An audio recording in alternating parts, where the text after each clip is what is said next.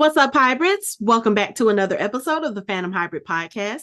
This is Hanukkah, and I'm here with Anthony, and we are discussing Season 3, Episode 3 of the Wheel of Time series.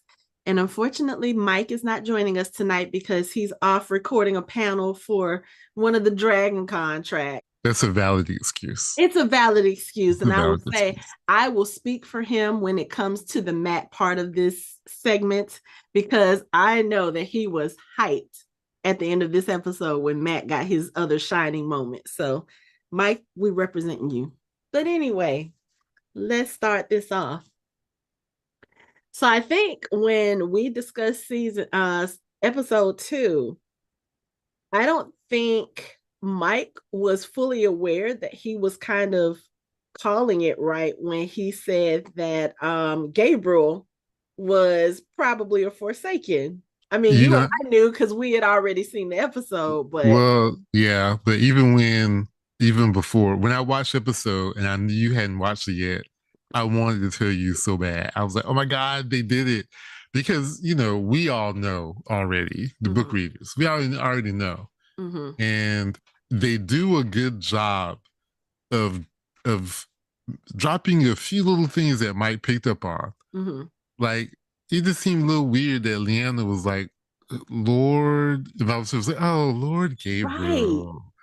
Yeah. And And we even when even, Elayne mm-hmm, came up to him, she was just like, Gabriel. And I was right. like, what was this weird before all of Mm-hmm, that, like, what was that weird pause? And it just seemed kind of weird for those two, especially because of, like I said, Leanna is probably one of the most immaculate people on this show, not just in her manner of dress, but just the way she presents herself.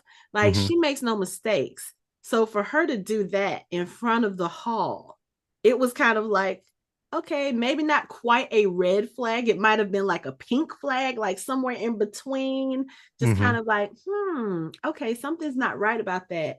And then when Elayne did it, it was weird. But I think the interesting thing about all of that is when he is presented to Sawan, Sawan is like off the bat. She was like, Lord Gabriel, it's such a pleasure to see you as always. And I was like, wow, is she really that susceptible to compulsion?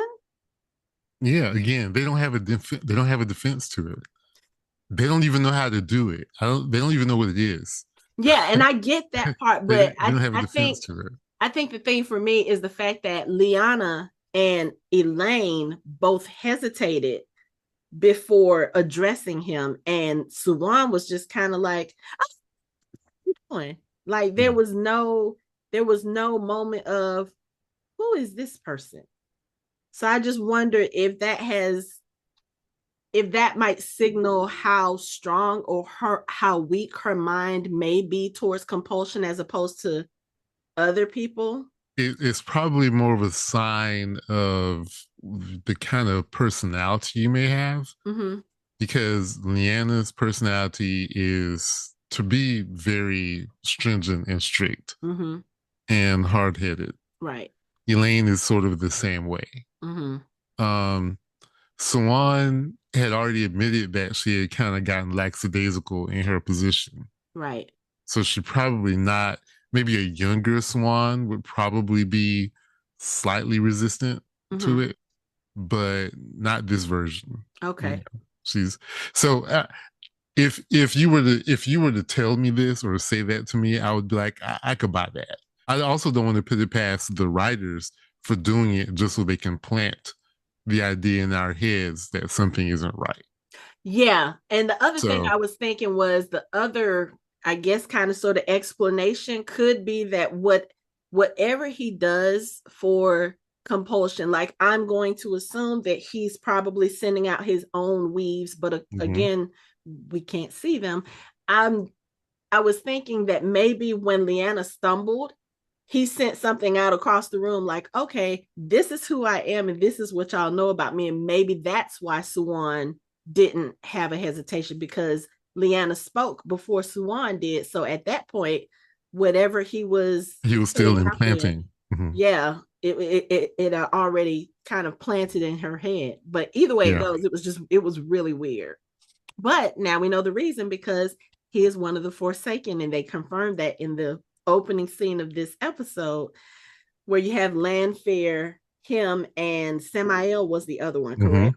Mm-hmm. And it's interesting watching Lanfear with these other two Forsaken because she very much seems in control of this situation when she's talking to them and when she's talking about Mogedion and she's telling them, okay, yeah, we need to kind of watch for her.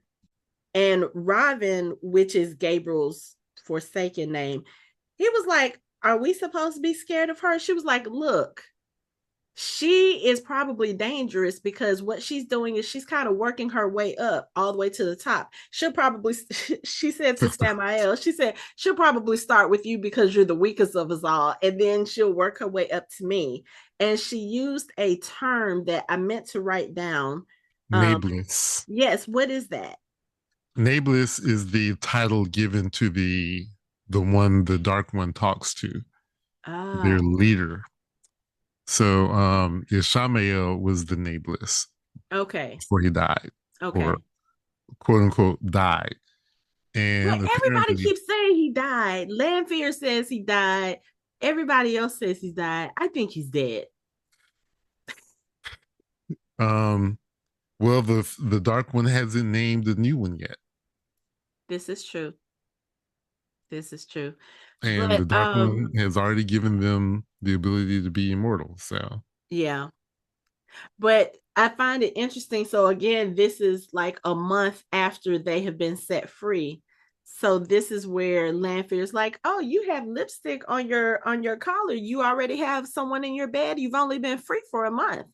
And he was like, "Yeah, well, anybody who meets me and her talking about Queen Morgaze, they think that we've been hopelessly in love for the past 10 years." 10 And I years. was just like, wow.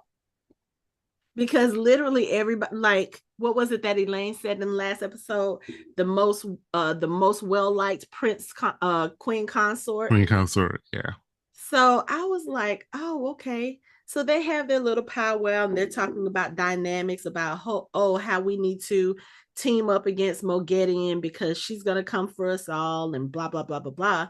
Then when Samael and Lanfear leave, who comes out the shadows? Softly, softly from the From the shadows, shadows. but Mogedion. And I was Mm-hmm. like, this dude, he is playing all the angles.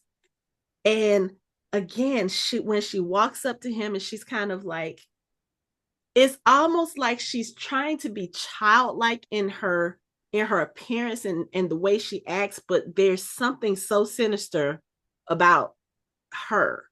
Mm-hmm. And it's so disarming because when you look at her and she talks with a soft voice like this and da da da da da, and she kind of sings songs, a lot of her lines, and just she comes across like she's innocent. But then all Mm-hmm. you have to do is look at her eyes. Her eyes are not, she is not there. No, she's not all there. And I was just like, okay, so Softly, softly from the shadows. She's yeah, she's she's crazy. But freak. we get some pretty good exposition though. Like, the last time we did this, we spent more time fighting each other. And she already is Celine, or I'm sorry, Lanfear is already putting like wedges. She didn't invite Cimaraj and Grendel to the meeting. Mm-hmm. Yeah, Like what is that about? Like yeah, you and of course it was that Gabe was like, well, I'll just send them your regards and let them know what the plan is. And she's yeah. like, wait, what? Well, Yeah, they're because what Samael said something to him about you always prattling and talking to people. And Lanford was like, ever the politician. And when he said that, he looked at Samael and said, because I'm always prattling with somebody. I was like, so, but you see, he's playing. He's got his stuff. He's got his little alliance with Lanfear and mm-hmm. Samael. Then he got his alliance with Grendel and Simraj, and he got his alliance with Mogedion. Yeah. So he playing all the sides. But like they said, they're trying to do. A couple of them are trying to do things differently Mm-hmm. than the last time because it didn't work out for them. Yeah, and like Mogedion says, she said, I don't want to spend another 3,000 years in someone's cage. Yeah. She was like, because I think, was it Lanfear or was it Raven who called her a coward? And she was like, coward? He was like, well, she also said you were smart. And she said, yeah, I have to be. I don't want to spend 3,000 years in somebody else's cage. And I Yeah. was like, yeah, this is going to be interesting to see how that dynamic with the Forsaken happened. Mhm. But let me ask you a question. What is the pecking order for the Forsaken in the books from least dangerous to most dangerous? In the books, Mm-hmm. well, that's hard. Well, of the ones who we're being presented with, Mm-hmm. Mm-hmm. because there are 13 total, but they're only bringing in 8 for the show. Okay. Okay, so of the ones that we have, Ishmael was probably the most powerful, number Mm-hmm. one. Lanfear will be number two. Mm-hmm. So he is as powerful as any man could be with the one power, and she is as powerful as any woman could be with the one Yeah. power. Okay. And then because how many? I still have hopes that Asmodean would be one. Um, but anyway, and then maybe Raven, Okay. and then Which that makes sense to me because if you're forming alliances with all of the other ones separately, you have you're probably smarter than the average uh a person as far as you're using very tactical skills as far as like, oh, okay, let me not put all my eggs in one basket. hold on, let me back up. Let me Mm-hmm. back up. Okay, in the books, it would be probably Ishamael, Lanfear, maybe Simrog, Grendel, then Robin, and then Morgedian. And where does Samael fall in that? Him, him, and in the book, he's probably right around Robin. Okay. Okay. So, but in the show, clearly Lanfear is 2, as she should be, Mm-hmm. and Morgedian is the weakest, as she should be. Okay. Now, here's the question additionally that I have. It seems to me as if we're missing one Forsaken because every time they talk about the Forsaken, even when Lanfear is talking about the Forsaken, when she had conversations with Ishmael, when she's had conversations with Moraine, she always mentions 6. They always mention 6. So aside from Lanfear, you have Raven, Samael, Mogedion, and then Grendel and the other one that you mentioned. Mirage. There's one that they haven't mentioned yet. Who is that? It's probably Asmodean. Okay. Um, but I don't know because it's hard to figure it out because there it's probably Asmodean, but that makes 7, and then Lanford would make 8, Okay. right? Mm-hmm. So it's probably Asmodean, Okay. or it could be Demodred because there's another one who really doesn't show up in the book until the end. And one of the questions in the book is, where the hell is he? Like, what is he doing? What is going on? He shows up at the end. Does he have the same name as Moraine's last name? Did you just say It's Democrat? very close. Oh, okay. It's like the Mandred or something like that. Oh, okay. Okay. It's Not very Democrat. it's very close. They're spelled very similarly. I always get Hmm. confused, but no, Okay. it's he's not in. That's his first name. Oh, okay. Well, that's his Forsaken name. Okay.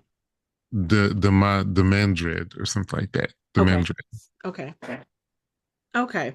I would have to see it. It's been a while, but I have to see it. Okay. Yeah. So But yeah, I kept thinking about that because I'm like, when Lanfear talks, she says the 6 because even when she was talking to Master Doman in mhm, Farm, she was telling him about the I forgot what he's the seals, the yes and the she was saying seals. something about I'll have 6 of them for you to throw overboard And I was like, okay, she keeps saying six, six, six, but we've only had five names. So I'm like, okay, whoever this last one is, that's going to be the one I feel that when they introduce it, is going to turn everything on its head because they're doing so much to keep the identity of that 6-1 concealed. Okay, I did a quick search. Mm-hmm. There's one that they haven't mentioned by name. Yeah. So that could be either be Asmodean or Damodred. Okay. It probably won't be Agenor and Bilal because they die very early Oh, in okay. the books. I think they die in the Eye of the World in that battle. Okay. And Masana could be the other one. She, in the book, she hid in the tower, Oh, okay. and that's all I'm going to say. See, you So saying that now you there are three potential, there are three potential Forsaken that the last one could be Asmodean, Demodred, and Masana. okay. It probably won't be if they do anything, they'll combine Demodred and Asmodean. Okay. But it depends on some events that happen later. Right. Okay. And I was gonna say what you just said about her hiding in the tower. I was gonna be like, oh, that's the one who's been composing, but no, because she was sealed up until a month ago, so Right. she wouldn't have had anything to do with that. But that's still But remember, enough. they're all really good at compulsion. Yeah. Yeah. So even if she could do what Raven did, and she could have been there a month, and they think she's been a novice for 6 months. Yeah. But no, I was just thinking like we still haven't figured out who compulsed Shariam Sadai. Yeah, because that would have had to be really good because Naomi is not that good. Yeah. Yeah. What the compulsion she's doing, it was like whoever whoever showed her how to do it or however she figured it out is still they didn't show her exactly how to do it. And I don't think what she's doing is really considered compulsion because compulsion is really when you're making someone do something else. She is doing more of Well, a memory altering it's thing. Like she's making people forget things. well, compulsion is a you're messing with a person's memory and their state of being. Because you see, Gabriel has used it to Robin has used it to implant memories in everybody's head, Mm-hmm. not just to make them do things. Yeah. So that is a form of compulsion. So they didn't show her whoever showed her or however she figured it out is not a perfect form. Mm-hmm. So Okay. she's got the memory part imperfectly, where she can't really alter memories, she can blast them away. It's almost like what is the one in Harry Potter? Obliviate. Yeah. Mm-hmm. Yeah. It's like Obliviate with Ron's wand. Okay. But you know that if you think about what we've seen of Naomi in this particular episode, when they are in Tanchico and she makes the girl forget, Mm-hmm. even when she's doing that, Liandrin tells her she was like, you can she can make you forget some things, and Naomi says it's not exact, like she'll forget more than just Yeah. this. Because So she if didn't you have think precise about it, control over yeah, what she's doing. yeah. So if you think about it, maybe that could explain her doing Shariam Sadai because when Shariam was having the conversation with Varen and she was trying to determine where Elayne and Nynaeve were, Mm-hmm.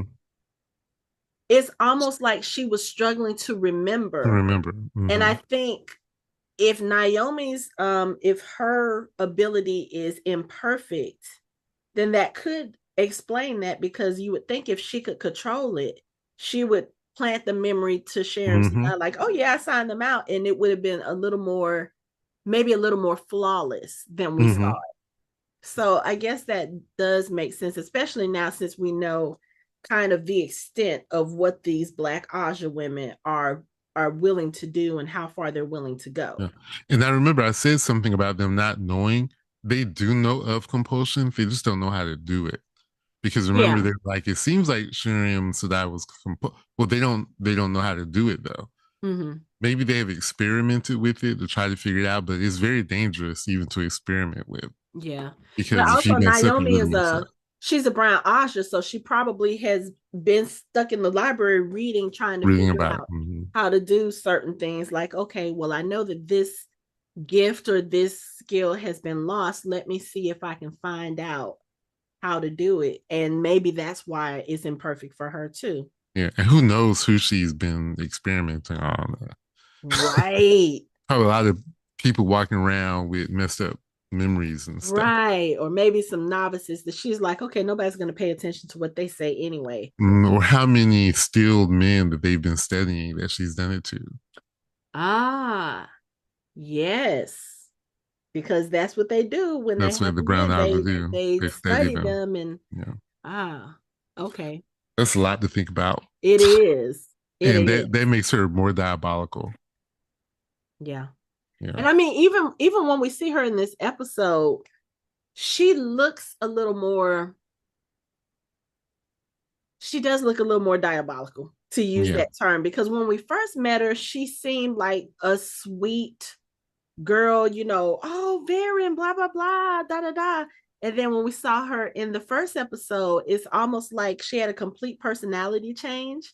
And then in this episode, it just seemed like she seemed more, I don't want to say angry. She seemed like a much harder person, Mm-hmm. if I can say it that way. She is just like when Liandrin was like, okay, alter her memory. And she was like, okay, I can do that, but it's not going to be the same. And she does it. But before she even gets to that part, when they start slaughtering everybody in the house and Liandrin calls her over, the look on her face when she turns around, you could tell she was enjoying what they were She was doing. enjoying it. Yeah, And I was just like, oh, it's just so weird to me to kind of put together in my head that these are sisters who used to be Aes Sedai. They were supposed to be about the light. They were supposed to be about helping people, blah, blah, blah. And now you've turned completely on your head. But then it also makes it easier for me to understand because the Forsaken used to also be Aes Sedai, right? yes. So it's just like, wow, you can take things kind of like what Mike has been saying. You don't know who to trust. Mm-hmm. The show makes you think that these are the good people, and then they turn out to be the bad people. And it's kind of like they're showing us the path to get Yeah, from A to Z. I've been fighting this battle, in the real world about the Jedi and how people think the Jedi are evil now because of the acolyte. It's Mm-hmm. the same with the Aes Sedai. They're still people, Mm-hmm. and they still have desires. They still have wants. They still have ambition, Mm-hmm. and you know, even we'll talk about the two stilled Black Ajah sisters. Mm-hmm. One of them, what did she say about the yellow Ajah? She was like, how many people did she think she was healing, but she was basically torturing them? Yes. So you can't take away who a person is inside of them. So of course she would join the Black Ajah, Mm-hmm. so she could torture people Yes. because That's that's what what she yes, wanted to because do. she said you're gonna trust Amico. How many people did she say that she was gonna save and really she wasn't? Like she was lying to people Mm-hmm. that she was supposed to be helping. Yeah. And then so it's So even with the Forsaken, they were all ambitious people who had things they wanted and they couldn't get them as Aes Sedai. mm, So the promise of more power and the ability to do what you want to do, yeah, is very powerful for people like that. yeah. And it does corrupt. Power corrupts. We always talk Mm-hmm. about Yeah, that. let's talk about it. Power corrupts, and I'm And thinking, especially if you make a deal with the Dark One, it's definitely going to corrupt you mm-hmm. because Think that's about his the Death whole Eaters point. from Harry Potter as well. So Yeah. it's like when you think about it, a lot of these stories where you're always talking about good and evil. And I think we had this conversation on a previous show. When we're kids, we believe in the concept of good and evil, and there is no middle ground. It's like the good people are good, the bad people are bad, and those are the only two ways to look at it. And then as we get older, as we go through life, as we go through emotions and relationships and, you know, jobs and trials and disappointments and all that stuff, we start to learn that the world is not black and white. There are shades of gray. And I think that's the Mm-hmm. same thing with any subset that we talk about in these shows. There's, yeah, you might have one or two good people, really, really good people, and then you might have one or two really, really bad people. But then more often than not, you have people that are kind of sort of In the middle. in the Mm-hmm. middle, just come thinking of just the first one that's coming to mind right now, the whole thing with Captain America and the super soldiers, and thinking about um Zemo's argument about, yeah, the super soldier serum, it kind of makes you more of who you were. Steve Rogers was already a good person through and through, so it just made him more of that. And then you think about people like Bucky, who he started out as good, and then because of things that happened to him and him being brainwashed, he ended up being bad. And now he's kind of sort of in the middle because he still wants to be good, but he can still turn on that Winter Soldier if he has to. It's just, Mm-hmm. you know, with the Aes Sedai, it's just, oh my God, there's just, there's so many layers to them now, that we're seeing. But anyway, so since we started talking about Naomi and the Black Ajah, let's go there because when we see them, You talk about a red wedding. listen, the way they were coming through those streets and they're all like dolled up, and Liandrin looks like Christina Aguilera did in the Lady Marmalade video with the D. Snyder hair and the Uh-huh. red lace and everything. That's who she reminded me of. But all of them, they're coming through. They're very fancy. They look like they've got, they're all dressed up and they've got somewhere to go. And what we find out is where they have gone is, I guess this is Leandrin's old home from when she was a child. And we do see a little bit, or we hear a little bit of her, Mm-hmm. kind of her backstory here, because there's a wedding going on, and the guy who is getting married is like the great great grandson of the Grandson. person who was her husband, Mm-hmm. and he is marrying a child bride. And this Talk triggers about a Leandrin. trigger. Yeah. Listen, I don't even know if trigger is strong enough a word. I don't think it is either. It's not. But she comes in and she interrupts the wedding. And when the guy says who he is, she's like, "Oh, you must be the great great grandson of the man I called husband." She was like, "But he didn't treat me to a wedding, and my marriage bed was in the, basically saying it was in the dungeons." And, you know, she kind of made reference to the fact that he was not pleased when he found out She was pregnant. that Right. she was pregnant. And again, like I said, this is triggering her. And then when she goes over, she looks at the bride, she lifts the veil, she sees a child. She's like, another child. And you could just see, I was like, oh, it's about to be some shit. But I was not expecting the carnage that they unleashed. But I would assume that all the other people who were in there were probably part of that family. Mm-hmm. And if she has those kinds of feelings towards that family, like the dude was like, get your hands off of her, she's mine. Leandrin turned around and with the one power stuck her hand in this man's chest and pulled his heart out.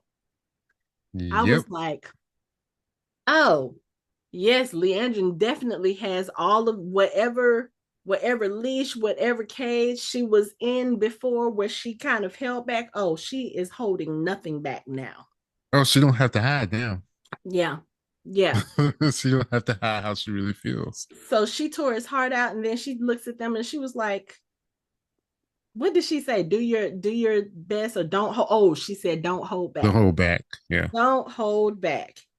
And they went to town killing everybody who was there for that wedding except for the bride. And like we said, she had Naomi come and kind of take those memories away from that bride. But I was just like, these are some dangerous women, because she only had what, it was her, Naomi, Jean, the cute little It's black girl, mhm. and Is Bane, I think. Is Van. I think so. So it was only like five of them total, maybe six. Yeah. And for them to do that damage, the carnage, I was like, oh, I don't know if this is going to be a good thing. Well, it's the one power versus people who don't. This is true. And there's a green, I think, and the red. Yeah, there. And again, one power versus people who don't. It's Yeah. a mismatch. And Mm-hmm. none of those people in there were warriors. They're all nobility, probably. Was Leanne, well, we don't know much about Liandrin's so-called husband. Like this is the first time she's actually mentioned a husband. So I was gonna say, was he probably nobility as well? Because This is a nice area that they're having this wedding in. okay. This is the manor, and then it has a dungeon. Oh, So it's yeah. probably a Mm-hmm. manor house, Yeah. which he either has money, Yeah. which would mean he's in the upper class. Mm-hmm. So, Okay. and it's a very old family too. Okay. So I mean, I'm making some assumptions, but yeah, ain't none of them warriors. That's the bottom line. Ain't nobody in there to fight. No, no. And that's why I was like, you kind of see that the Black Ajah really are kind of, I guess, revealing who they are because y'all didn't have to do all of that. Y'all could have killed them easy and it could have been quick. It could have been not as messy, but it's like you guys are free to do whatever you want now and you are releasing that and it's like, oh, is this who you were under that Aes Sedai mask all along? Like Yep, you are all along. reveling in being bloody and being cruel and being. It was a lot. Yeah. It was a lot. I mean, but I mean, we kind of knew that from the first episode because the fact that you could be in the hall killing your sisters the way that you did, like they split one girl in half, Mm-hmm. split her in half. And she was throwing those things around there like she was trying to cut everybody in half. Right. So yeah, Okay, so we're gonna stick a pin in the Black Ajas in Tanchico because we got to talk about how we get to Tanchico and how we learn that this is where Liandrin is. So we're gonna take it back to the tower because there's also a lot going on in the tower. Okay, so do we want to talk about Elaida Sedai because this chick, she is okay. We talked about the last episode.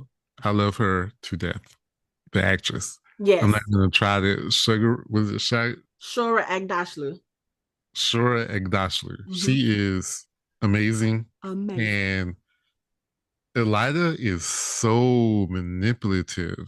Like every time she opens her mouth, I feel like I need to go take a shower. Yes, yes. But before we get into her manipulative nature, I have to ask, what is the deal with the bracelet and the shakes? That's new. That's original to the show. Oh, okay. So you don't really know what's going on with that either. No, Okay. Just so no. we know the bracelet does have some significance because she says so to men later on, but because she was having the shakes. And I was like, what is going on with her? And I was like, is she being possessed? Is she just old and trying to hide? Like, I didn't know what was going on. Let me tell you something. So there are a lot of objects of power floating around, Mm-hmm. different kind of Terangriel and Sangriel. Mm-hmm. Some of them are small, Okay. and sometimes they'll put them on bracelets or necklaces Okay. or hairnets to increase their power or be storage. Um, think of them like thumb drives. They will hold power for you. You can Okay. conserve it away. So yeah, so it's possible. I'm thinking that that is a bracelet of some Terangrial Okay. or Sangreal. Sangria. Mm-hmm. So maybe. Okay. But I don't know if that's what she's using to help with her health Okay. because usually when an older person shakes like that, because Mm-hmm. mind you, she was in the tower when Swan and Moraine were Marine. novices, Mm-hmm. and they're damn near 100 years old. Mm-hmm. So how old is she? Yeah. You know, Yeah. so and she could have something and she doesn't want to be healed, or it may not be something that can be healed. Mm-hmm. Who knows? Yeah. But it's obviously something, and the fact they focused on it and the bracelet means they might be related. So Yeah, but I was also wondering if maybe it has something to do with the fact that later on in the episode she reveals that she's a seer. I was I like, think I she was wonder. lying. You I think think so? she was lying. I think she was being manipulative. You think I so? think she was manipulating men. Because she talks about how she had the vision about the Queen of Andor having a very prominent role in the last battle. And she was like, yeah, so what did she tell men? She said, we can't change our visions, but we don't have to sit by and just watch it happen. Like we can do things to kind of I guess spur them along or kind of place yourself into whatever that is, because she was like, yeah, so I went over there and I helped her win her succession war. And I was just Mm, like, okay. if men knows anything, and I wish they would not make her character so gullible, Mm-hmm. is that she knows her visions come true. Period. Mm-hmm. So usually people who get visions, those visions are true. Interpreting them can be difficult, understanding them can be difficult. Mm-hmm. They're true. Okay. So So you whether or don't not, think she's a seer? I don't think she's a Okay. seer. I don't, because there's there's too many things happening that she isn't aware of, or she's still trying to figure stuff out on her own. Well, I guess because But being a seer doesn't mean that she knows everything that's about to happen. no. It's not about knowing everything. And Mm-hmm. Min does say, she's trying to use it. But the reason why I say I believe that she's manipulative is she's manipulating all these situations in the tower. She Mm-hmm. knows that Min is spying on her. How best to get on Min's good side? Yeah. By being like, I have something in common with you. Yeah. And I know how much of a curse it is. Mm-hmm. But there is something we can do about it. Yeah. Lies, lies, and lies. Remember last episode I told you, if there's anyone in the book who's more evil than Liandrin, Yeah, it's you did. Elaida. But however, she cannot lie, so she could be telling the truth. Yeah. So I have to take that into account. Um, I'm not holding outside the possibility that she might be a Black Ajah. I could be, might be onto something. She could be Black Ajah. We don't know. They could have True. changed it for the show Yeah. to simplify things.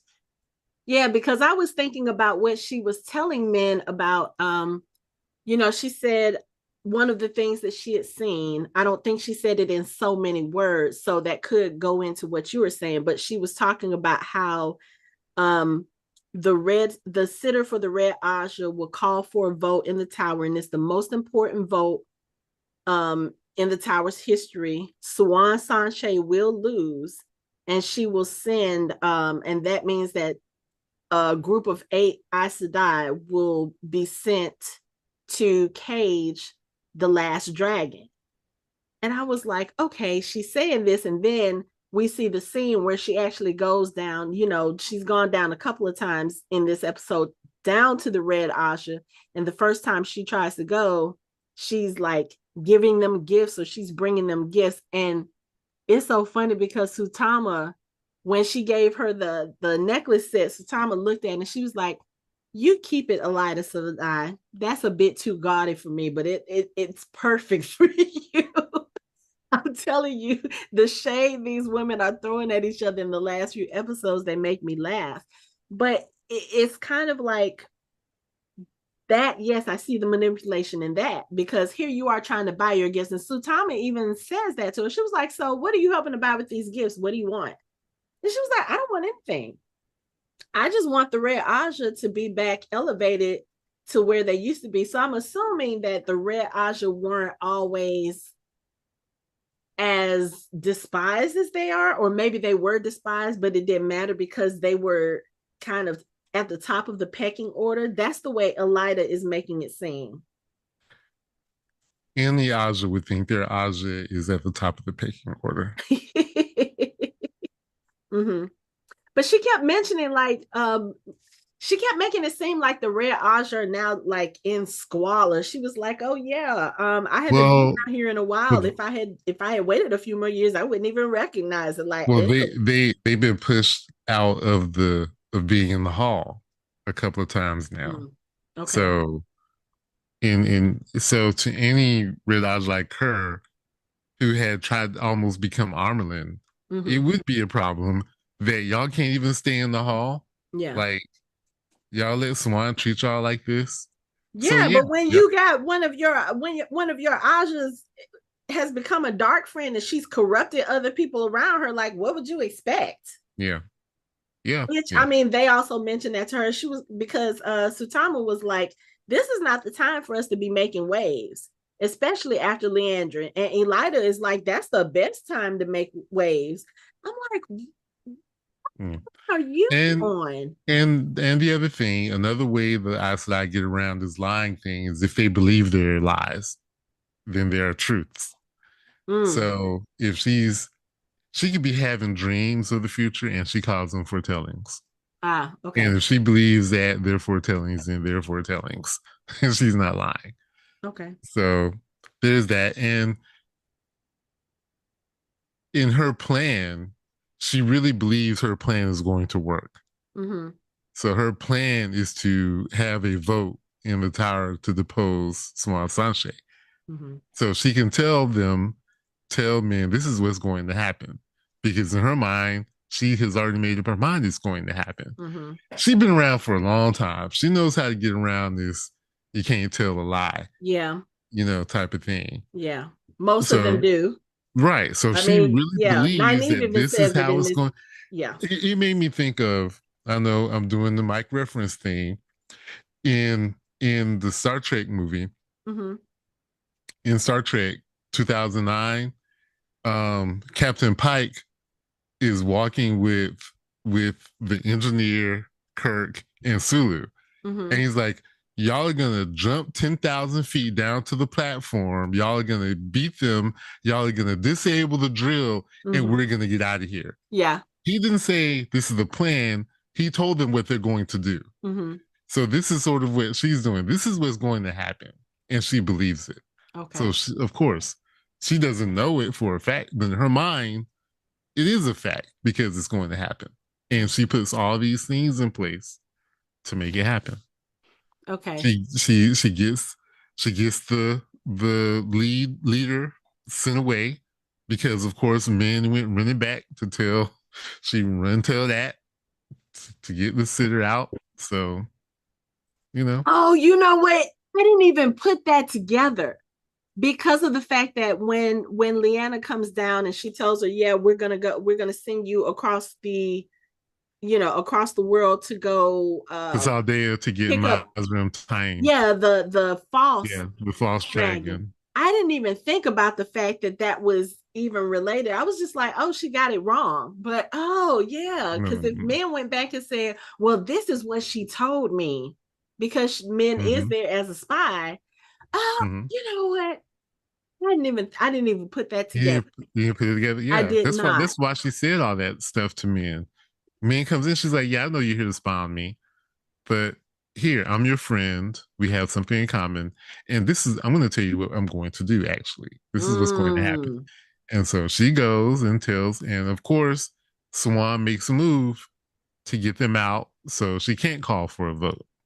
But then she's down there when that happens, and she's like, "Oh, we're going to need a new sitter temporarily because the other girl, I feel like, is probably more pliable to Mm-hmm. what Elaida wants to do as opposed to Sutama. Because Mm-hmm. Sutama is basically like, we don't like you, we don't want you down here, and she's all high and proper and like really tooting her nose up at Elaida. And Elaida's like, "Yeah, okay, I'm gonna get you out of here so I can work what needs to be done." So okay, I get it. I see it now. You see it now, yeah. I see Elaida it is now. slippery. She is. Slippery, I do slippery. still think that maybe she could be a seer, but She probably is to some degree, and she says but it's not like men. So she does say that her visions or her discernings she come, says foretellings. yeah.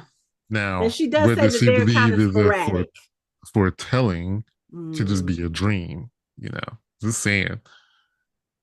I wouldn't put it past her that she's not being okay. I won't say that she's lying. I would say she's being she's not being precise. evasive. Evasive, that's right. She's being She's not evasive. she's not being evasive and she's not being terribly specific. Mm-hmm. Because Mm-hmm. remember, they talk, Moraine does it all the time. You talk in generalities. You don't answer the question that you're asked. Mm-hmm. You answer a different question that wasn't Yeah. asked. Yeah. So, Okay. Okay. and if That they gives me something believe to think it to about. be, if they believe it to be true, Mm-hmm. then it's not a lie. So she really could believe that she's having foretellings and she's not. Okay. Okay. That gives me something to think about with her character. But even following that, with her character, when she comes up to try to see Sawan, again, the shade these women are throwing at each other in these episodes is just hilarious because she's like, "Oh, Baron, what brings you up here to these high walls or whatever?" Just basically saying, "Why are you not down in the basement where you belong?" And Baron was like, "Well, I I mean, I can't even remember the retort, but Varen, I would say she is very quick on the uptake. And when See, and Lyanna even more so because when Elaida tries to go past him, Lyanna's like, excuse me, slow your roll. What you doing up here? do you have an appointment? Right. And she was like, I would like to speak to the amulet. You need to have an appointment. Well, I would like to request a private audience, as all sisters are able to do. She said sitters, not sisters. You missed one of the letters in that word. She was like, now if you want to go find a sitter to come up here and request a private audience, I will pass that request along to her. And what Elaida says, oh, she said to Vera, she was like, cross me now and I'll make Oh, you pay for it or something like you that. blow And they it both down. just looking at her like, whatever. And I was like, I don't know. That threat seems very credible with her. Yeah, I'm gonna say something that even knowing what happens in the books,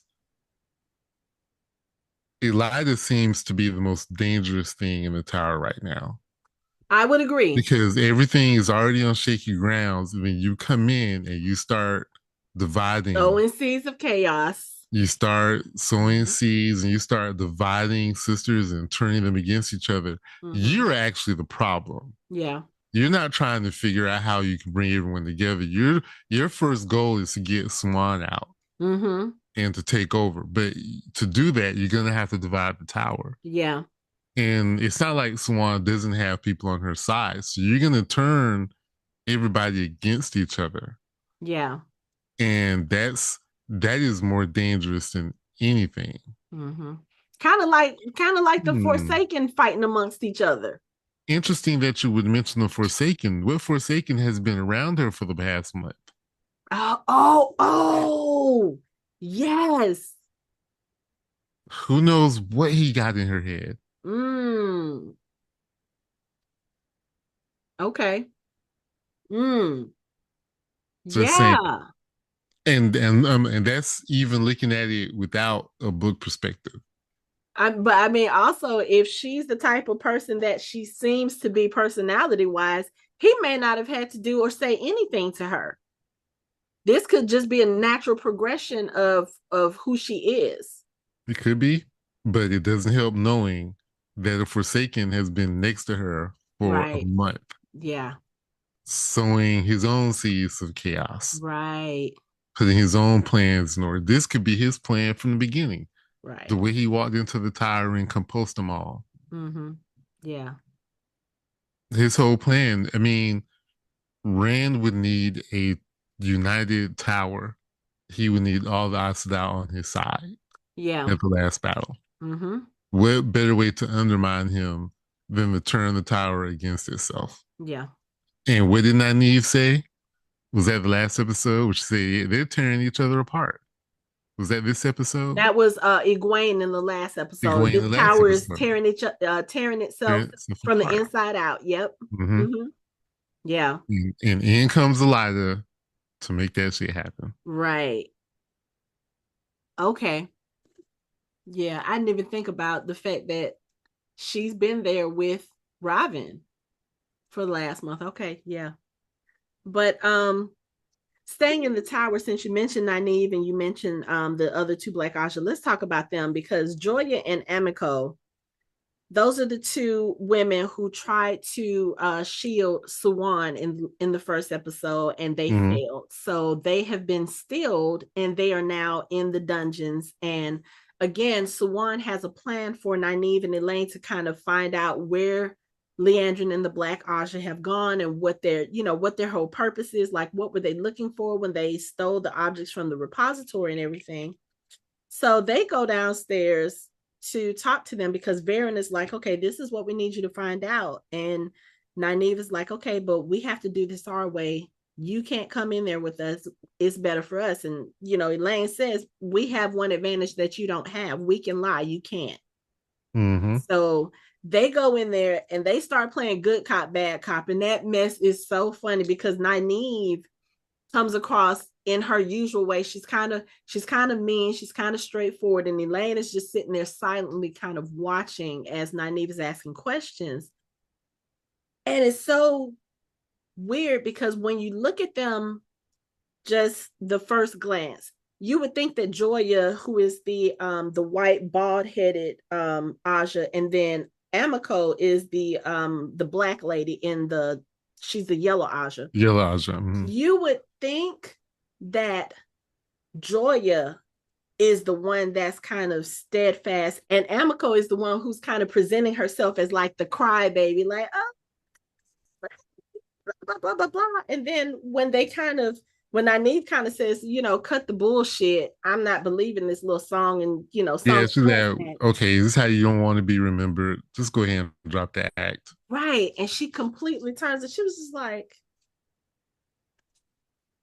this is what's going to happen. This is what we're doing, blah, blah, blah.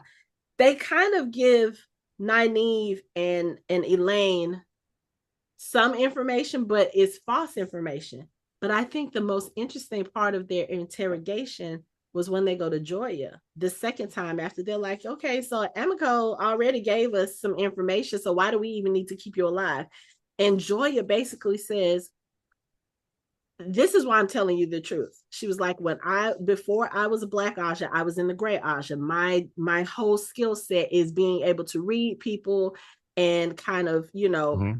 figuring out what they're going to do and kind of see what path they are. And she looks at Nynaeve and she says, I believe you when you say you'll kill me. I know the look of a killer when I see one. And I was like, what? Mm-hmm. Because Nynaeve is just looking at her like, and I'm like, oh, that just tells me almost,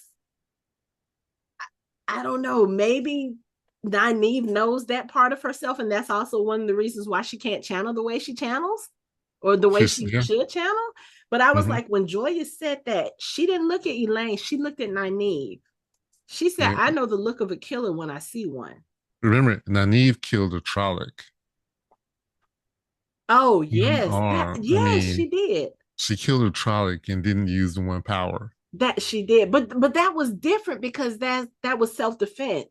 It was, but again, Yeah. she's a If killer. we're being technical, If you're gonna be technical if about we're it, being technical, yeah. and it wasn't like I mean, you can say it was a straight up fight, and she Mm-hmm. killed him. Yeah. She had no choice. Yeah. But no, But she actually lured him to, oh, okay. Yeah. so she knows. So Joy could tell. Is it Amiko could tell?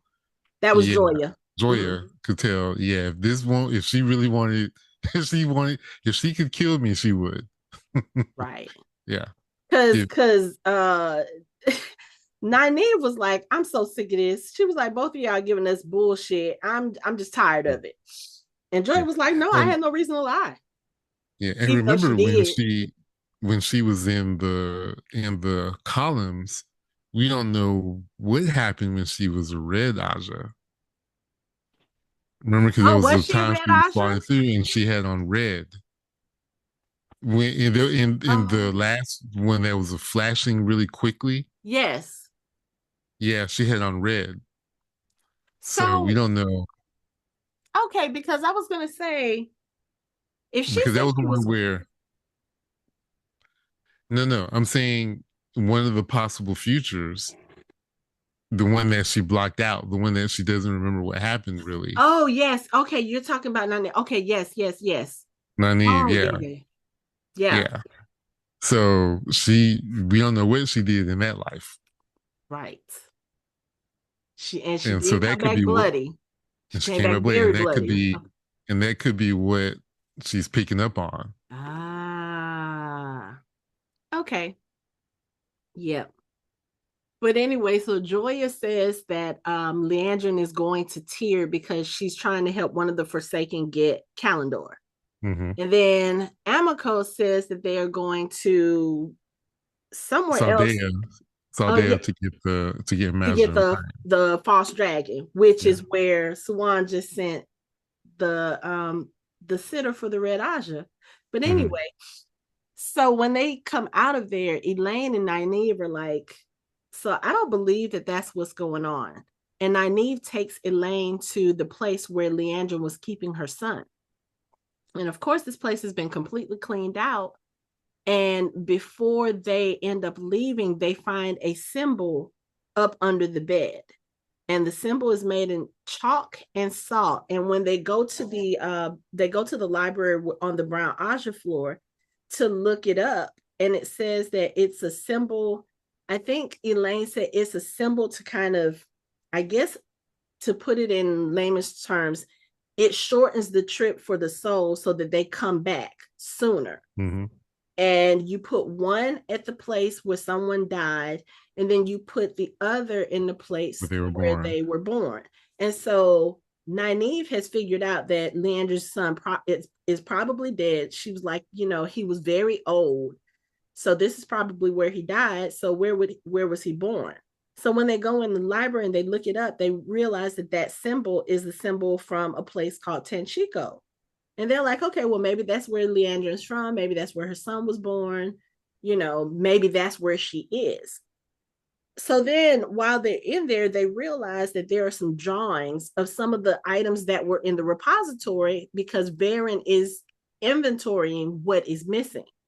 So they Mm-hmm. start going through and they're looking, and they come across a drawing of the bracelet that we saw, and they realize, oh wait, this is a bracelet that's similar to the Shan Chan. And then Elayne is like, wait, Tanchico is not too far from Farm. It's From like, Farm. yeah, it's in the same general area from Mm-hmm. where the And, Shan Chan were. and Tenchiko could be where the Sanchan are from. Yeah. So as she is saying this, there is someone standing in the door with a crossbow and shoots the crossbow at them. Nynaeve happens to see it just in time and gets them down. And the crossbow, like, literally grazes Elayne's head. Elayne shoots some of the one power at it and tosses it out the door. And then when they go to look, this thing is dead in the middle of the floor, and it's a gray man. So But they, how is it dead? huh? How Yeah, is it dead? yeah, that's the thing. Because she was like, I didn't hit it with enough power to kill it. And Nynaeve looks at it. She was like, he was stabbed. And as they're sitting here contemplating this, because nobody else is on the hallway, here comes Varen from around the corner. She's about to, say something. And she looks and she was like, what in the light is going on here? And they were like, yeah, this dude, this thing came after us and tried to kill us.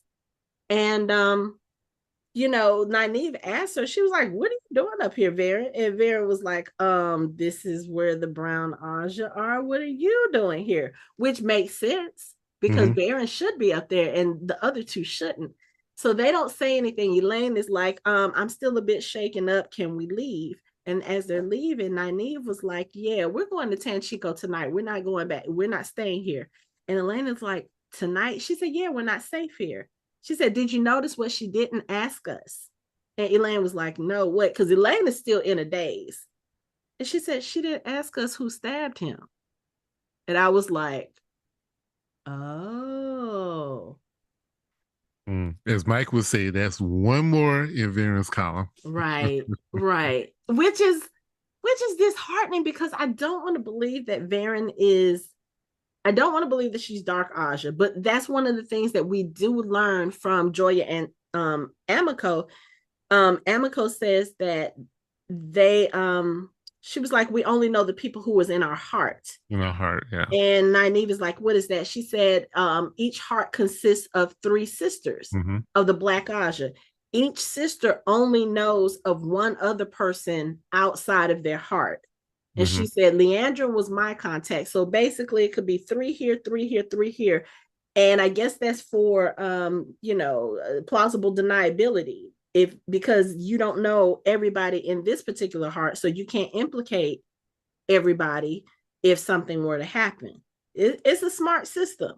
Yeah, unless you're Liandrin, yeah, and you are everybody's contact. That's true. That's that true. Everyone thinks they only have one contact. It's Liandrin. Yeah. But if everybody's contact is Liandrin, then nobody knows who they are. Right. But Liandrin knows who all of everybody is. Yeah. And so when so in the beginning, when she calls for the sisters to come help, they all know, yeah, Liandrin's my contact for the Black Ajah. So it's possible at that point they didn't know each other. I think a few of them probably were in the same heart because they looked at each other. But I'm just saying, you see how that works. Yeah. So it could be possible that Varen is Black Ajah and we're still being played. I don't want to think that because again, I like Varen, but yeah, she got some questionable. If she was Black Ajah, she couldn't have told them that Liandrin was Black Ajah because that would violate the oaths. So yeah. But then if she was Black Ajah, would she be cataloging the stuff they took? Yes, probably because when all of that happened and Naomi came out, Liandra said, "Did you get it?" And Naomi said, "Yes, I got it plus anything else I could hold." So maybe Varen is just trying to catalog because one, if she's still there, obviously she's still undercover. Her cover is intact. So she's still going to make it seem like she's doing whatever she needs to do to kind of track down the Black Ajah. So there's certain things that she can do that wouldn't be as, suspicious. Cataloging everything that was missing from the repository, that wouldn't be that wouldn't be something hard for her to and do. That wouldn't be violating her Black Ajah oaths either. Because she's just doing her job. Right.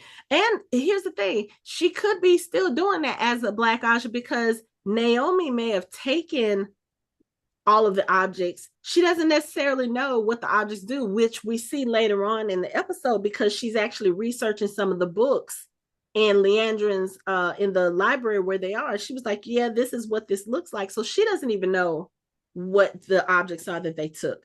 Varen could very well be trying to say, okay, this is what they took and this is what it does. She could be doing that for Liandrin and we just don't know it yet. It's a way for her to keep her cover intact, still look like she's doing what she's supposed to be doing for the tower, but still doing whatever it is she's supposed to be doing for the Black Ajah as well, if that's what she's doing. So and I was gonna say also, if Liandrin was everyone's contact, but they didn't know it, Naomi wouldn't know Varen was Black Ajah. And vice versa. Yeah. Right. Unless they were in the same heart, which obviously they weren't. They weren't because of the way that Naomi turned around and, Varen, I don't have to sit here and listen to your bullshit. And then you try to wipe her memory. Yeah. So, yeah, I guess that question mark for Varen is still there. So, anyway, I guess. But okay, let's see. Where are we gonna go next? Oh, we were transitioning into the bracelet. So Into now we're in Tanchico again. yeah, let's go back to okay, so yes, let's go back to Tanchico. So the first thing we do see in Tanchico is Elayne's guesses about Liandrin are probably correct because we do see Liandrin in kind of like a basement or a dungeon. She is painting the sigil on the floor. She's crying, and she's having there's like this voice over in her head where I guess she's talking to her son, and she was like, come back to me. Ever since you were here, we walked this life together. You need to come back to me. And she touches the bed, and you can kind of hear what sounds like flashbacks of her as a child being beaten and screaming. And she just has a very visceral reaction to it. So I was like, okay, this is where her trauma started for her. This Mm-hmm. is where it manifested, especially with her son. So then she walks back upstairs and she goes into the room, and Naomi again is reading through the book. And she was like, yeah, this is a bracelet similar to what the Shan Chan used on the Damani. She said, but my weaves have no effect on it. And Leandra says, because that's not meant for a woman, it's meant for a man. And now I know why you were looking at me crazy when I was asking about whether or not the Shan Chan Adams worked on men, because you knew that this was going to come up, right? Yeah. Okay. But that's what she's saying. She was like, this is meant Yeah. to I said control the man. these particular ones do not. Yeah. Right? Yeah. Yeah. And Leandrin says that they are in Tanchico because the collar is somewhere in the city, and we're going to find it, and we are going to cage the Dragon Reborn. Mm-hmm.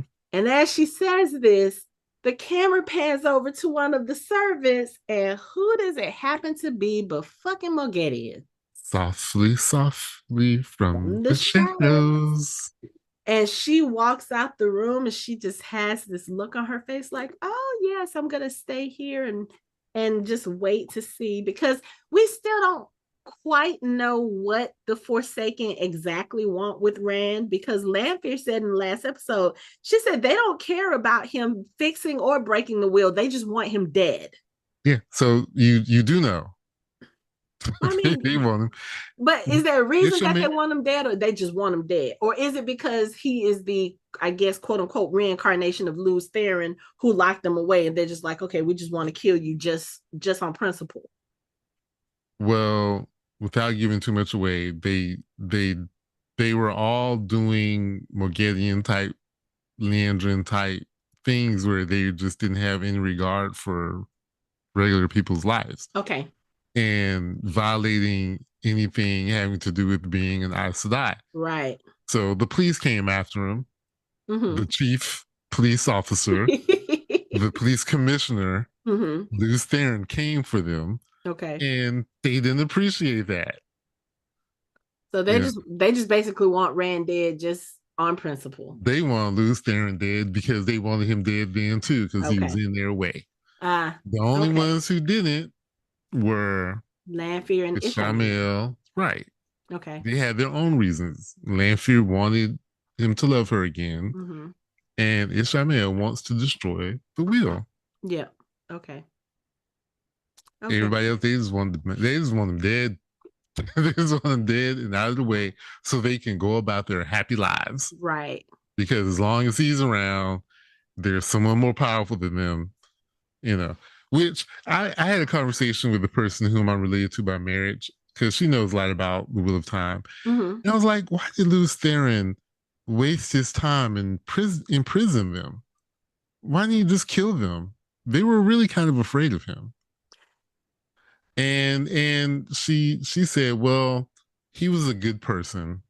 Mm-hmm. And remember when he told Ishamael, he was like, he did that to him because he knew that that's what he hated the most. That was the worst punishment for him. Yeah, Yeah. I Mm-hmm. can't think of any punishment. I don't think, and I don't. Maybe he just applied that to all of them, just to have them suffer in silence or whatever. Yeah. But yeah. But then, I thought about it some more, and the way the creator and the wheel works, it probably wasn't their time. Mm-hmm. Like this had to happen the way that it happened. So Yeah. maybe Lewis wasn't meant to kill them yet. Yeah. Maybe Or that was also, for Rand. Maybe that was for Rand to do.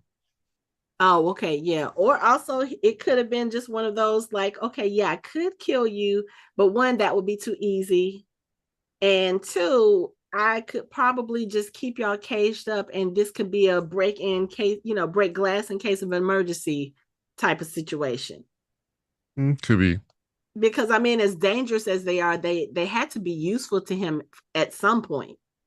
Mm. Because other Well, than that, he's clearly more powerful than they are. I And understand, but I mean, they I, should have they should have attacked him all at the same time instead of doing that thing Mike and I talk about I was one just about to say by we've one. had this conversation before, so that would explain why they didn't do that. But even the people who are the most powerful, you still want your minions up under you, your powerful minions up under you, to be able to do the stuff that you don't want to dirty your hands doing.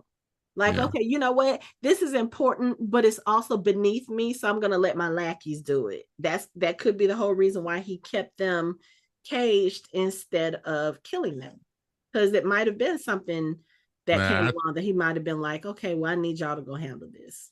yeah, there are a lot of things I want to tell you, but yeah, it's almost like you did as a punishment Mm-hmm. for their crimes.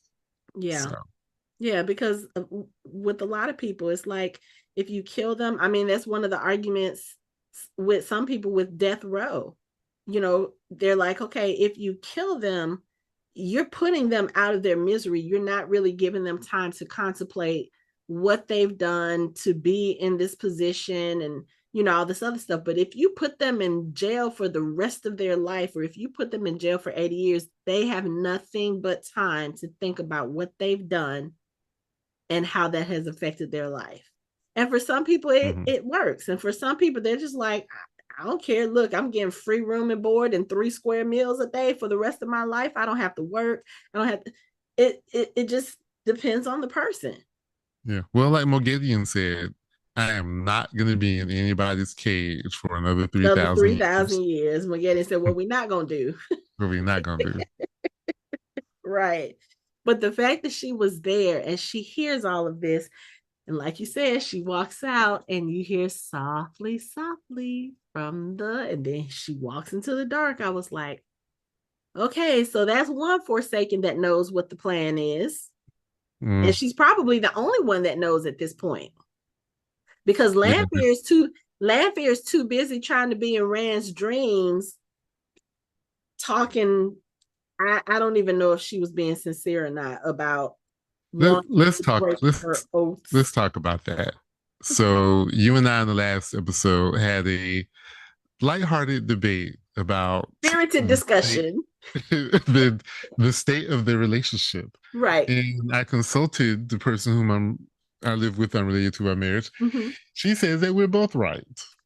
Yeah, and I mean, Mike So said the same thing, and I can yeah. see your point. Yeah, so, but it's just one of those things where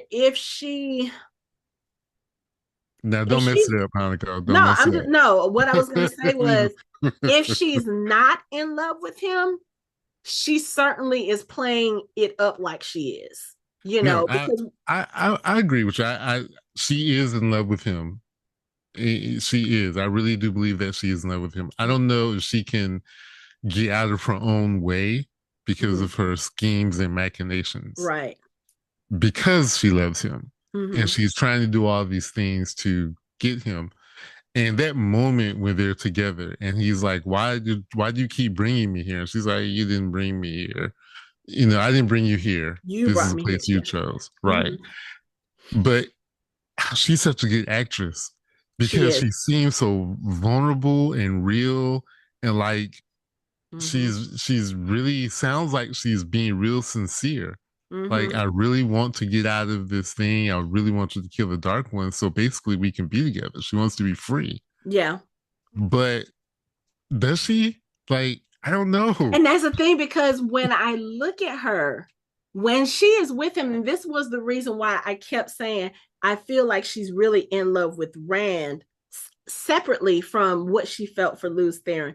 Because when she's with him and she's looking at him and she talks to him, I'm a person, body language is very big for me. Like, I really pay attention to it. And it's just the way that she is with him. And again, that actress is phenomenal, because when she has to be hard and when she has to be nasty and mean and kind of stuck up to everybody else, she does it very well. But when she's with Rand, there's something about her that softens. There's something about her that, like you said, is more vulnerable. Like, she's putting forward a face for him that she doesn't let anybody else see. And you really see it in this scene when she's sitting there on the bed. She looks so heartbroken. Mm-hmm. She has the watery eyes and everything. When she's telling him, she was like, I really want to be free of my dark oaths, and I think there's a way. And she starts telling him about a sangreal that is for women, that if used in conjunction with Calidor, she was like, I think, if a man channeler and a woman channeler use both of those objects, they can kill the dark one. And Rand is like, wait a minute, is that a thing? And then she starts pulling back, like, ooh, maybe I've said too much, because again, even though this is, I guess, Rand's dream, we don't know what Forsaken are hearing. And we don't know if this is something that she really does feel. And if so, she's got to be worried about Yeah. other people Or hearing it, or if this is part of her plan this is part of her plan. to get It's him like to she's go. Yeah. manipulating him again. And that's But what it's was hard so to difficult. tell. Yeah. And to your point about falling in love with him, it's just that she has said in the past, if only you had been like this Mm. before. Mm-hmm. Like if Luz had been this way before, things would have been different. Mm-hmm. So I don't know, But but it so I think she's fallen in love with. She's already in love with Luz, and now she has that same feeling for Rand. yeah. And but Michelle did point out, I do always remind her because she loves her romance between Thomas Jefferson and Sally Hemings. And I tried to explain to her a slave cannot be in love with a master. It's just not possible. Yeah. And she said, and the thing about Rand, he doesn't really understand how much of him is Luz Theron, Mm-hmm. and he may not really understand that those feelings inside for her, Mm-hmm. maybe those feelings that Luz has for her, Mm. and they've seeped into his own feelings, Okay. and he doesn't have the ability, it doesn't even realize that that is something that's happening to him. So, and yeah, and the thing is, we all know that if you have intimate relations with a person often enough, you're going to develop feelings for them, Mm-hmm. regardless of how it started. Yeah. Yeah. And I and think that's the thing and for me, that's because what's going to be hard for him on so yeah. many different levels, Yeah. because his soul is bound to her. Mm-hmm. His Mm-hmm. soul knows who she is. Mm-hmm. His soul was in love with her before Yeah. and didn't leave her because his heart was broken. He left her because he didn't think she actually loved him, Mm-hmm. but he loved her. Yeah. And that's the part that's hard to kind of separate, is the fact that he is the person reincarnated that was in love with her already. Mm-hmm. Mm-hmm. You see what I'm saying? So Yeah. yeah, he could, as Rand, love her, but it's also hard to separate the fact that Lews Therin was also in love with her too. Yeah. Yeah.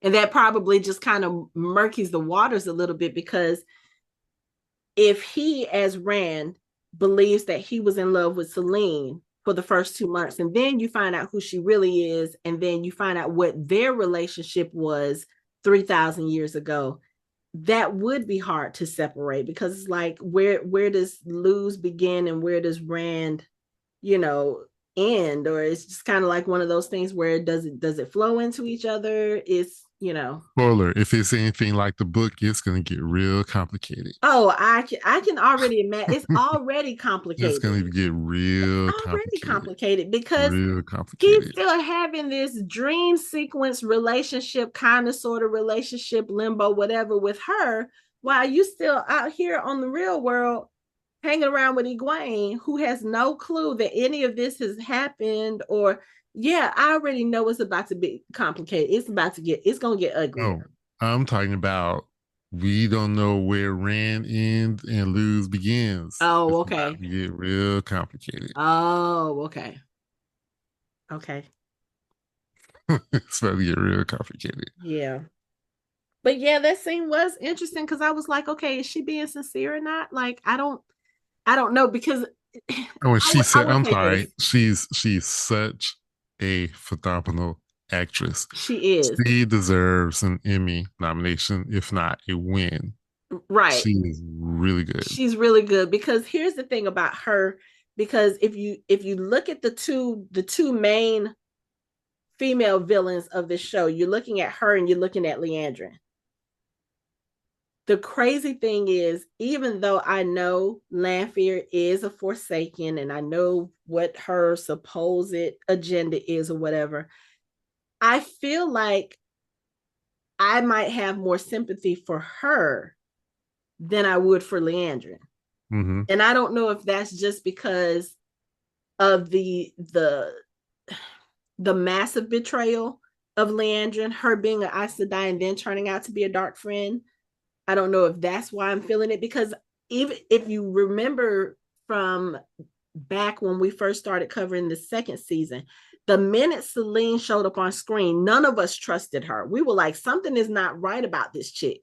So it's not like we fell in love with her as Selene and, oh, she's so great for Rand and blah, blah, blah. And then we find out who she is. And it's like, oh my God, I'm betrayed. No, we knew she was sketchy from jump.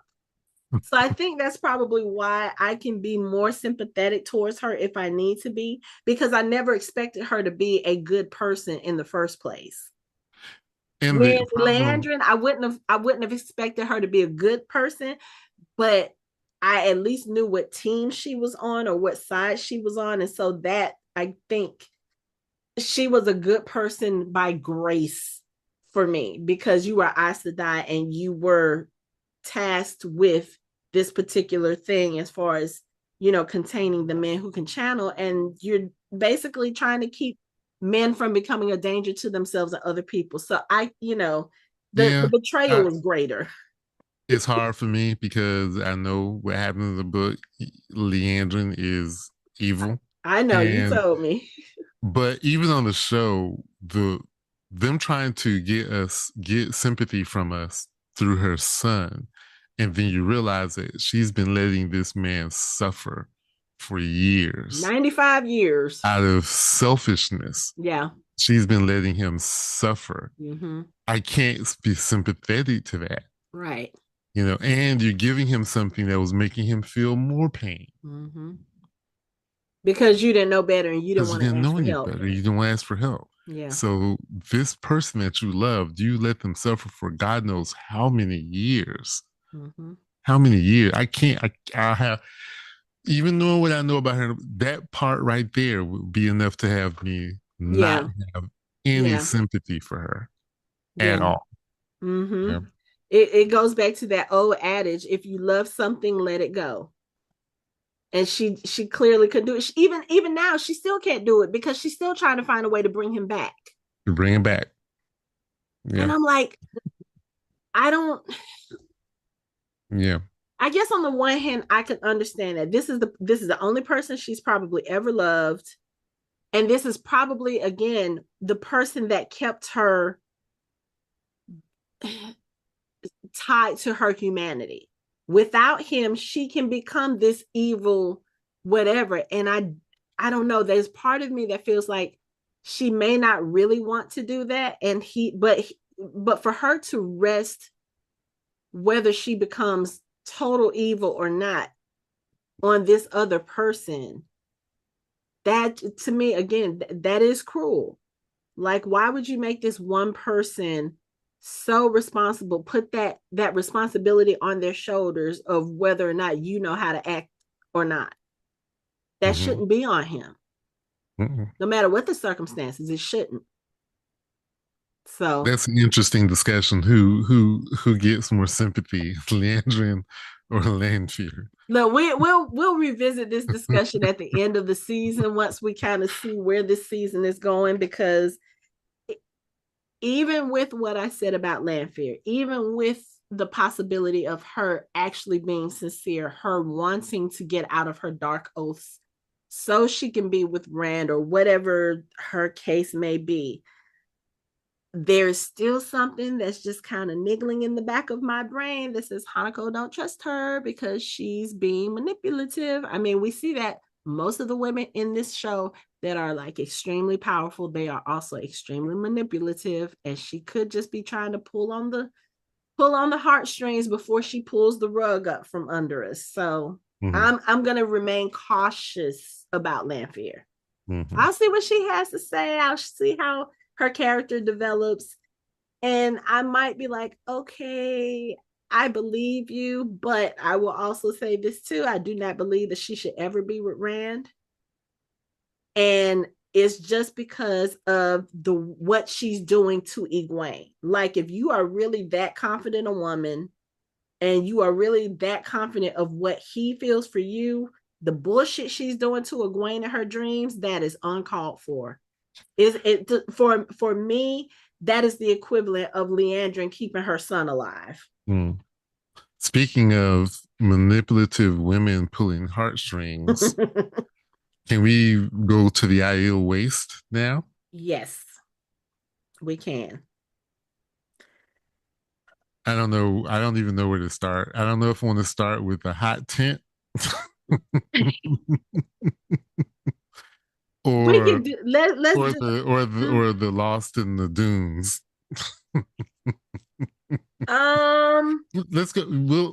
We'll come back to the hot tent. Let's go to the Lost Okay. in the Dunes. I was not expecting to see the Tuathawan again, and especially Right. not in this manner, Right. with a good number of them being slaughtered by the Aiel, or by one of the sects of the Aiel.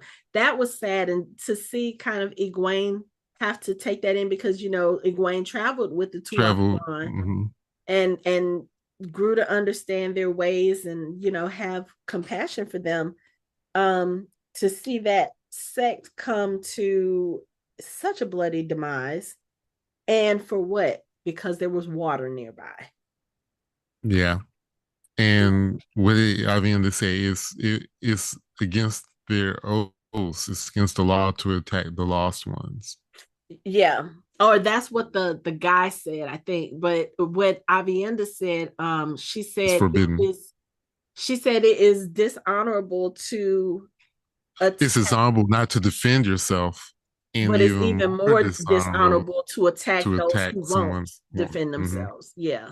Because I kind of got that from the other dream walker, when Egwene was saying we need to bury them, and she was like, it's their fault they're dead, they didn't defend themselves. I was like, oh, y'all really don't have respect for them.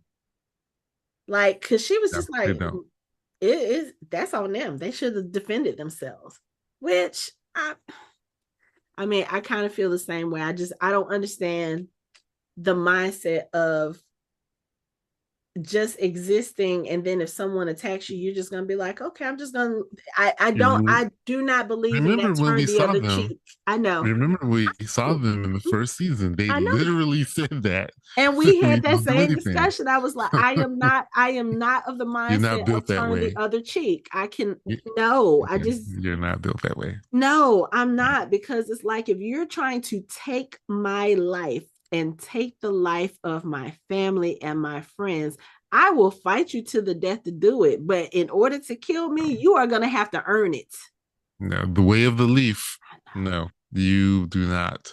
They are true pacifists. I know. They don't even turn the other cheek. They'll stand there and look at you as you do it. Like she said, some of them didn't even run. No, they didn't. Yeah. They just, oh, yeah. It's just the way of the leaf. Yeah. Yeah. But But it's interesting they call them the lost ones. I wonder why they call them the lost ones. I know why, but I'm just saying. yeah, I did wonder that too because but I mean, I guess if you think about it, it's kind of like watching Rings of Power and the what do they call them? The Harfoots. The Harfoots. It's kind of like if you're just traveling all the time, if you're wandering, so to Mm. speak, that could be a definition of loss because it's like you don't have any particular direction that you're going. You don't have a particular destination. You're just kind of Mm-hmm. whatever. See, you done made me have to pull out a Tolkien quote. All those Who wander or who wander wander not lost. are not lost. I know, I know, but Not that all those who wander are lost. I know, but that I mean that's how the Harfoots look at themselves. They're like, we're Yeah, not lost. We know exactly where we're going. exactly. But Yeah, to the outsider, it may not look that simple, or it may not be that simple. They could yeah, just be like, okay, they're lost because they're just kind of going anywhere. They have no sense of direction. They have no sense of the destination. They're just kind of like, okay, we're just going. yeah. So yeah. But we hear about the Shido Aiel, which they're Mm-hmm. like, if anybody was gonna do it, it'd be them. And then Lan is like, she's like, oh, well, these are sword wounds. And Lan is like, nah, those are Those are spears spears made to look made to like look like swords. swords. Yeah. Yeah. And they're like, because Aviendha is like, no Aiel would do this. Well, apparently there's a small group of you that There's would. a group that would, this Shido. You know, you Yes. always have that one black sheep person or group. And what did we already talk about?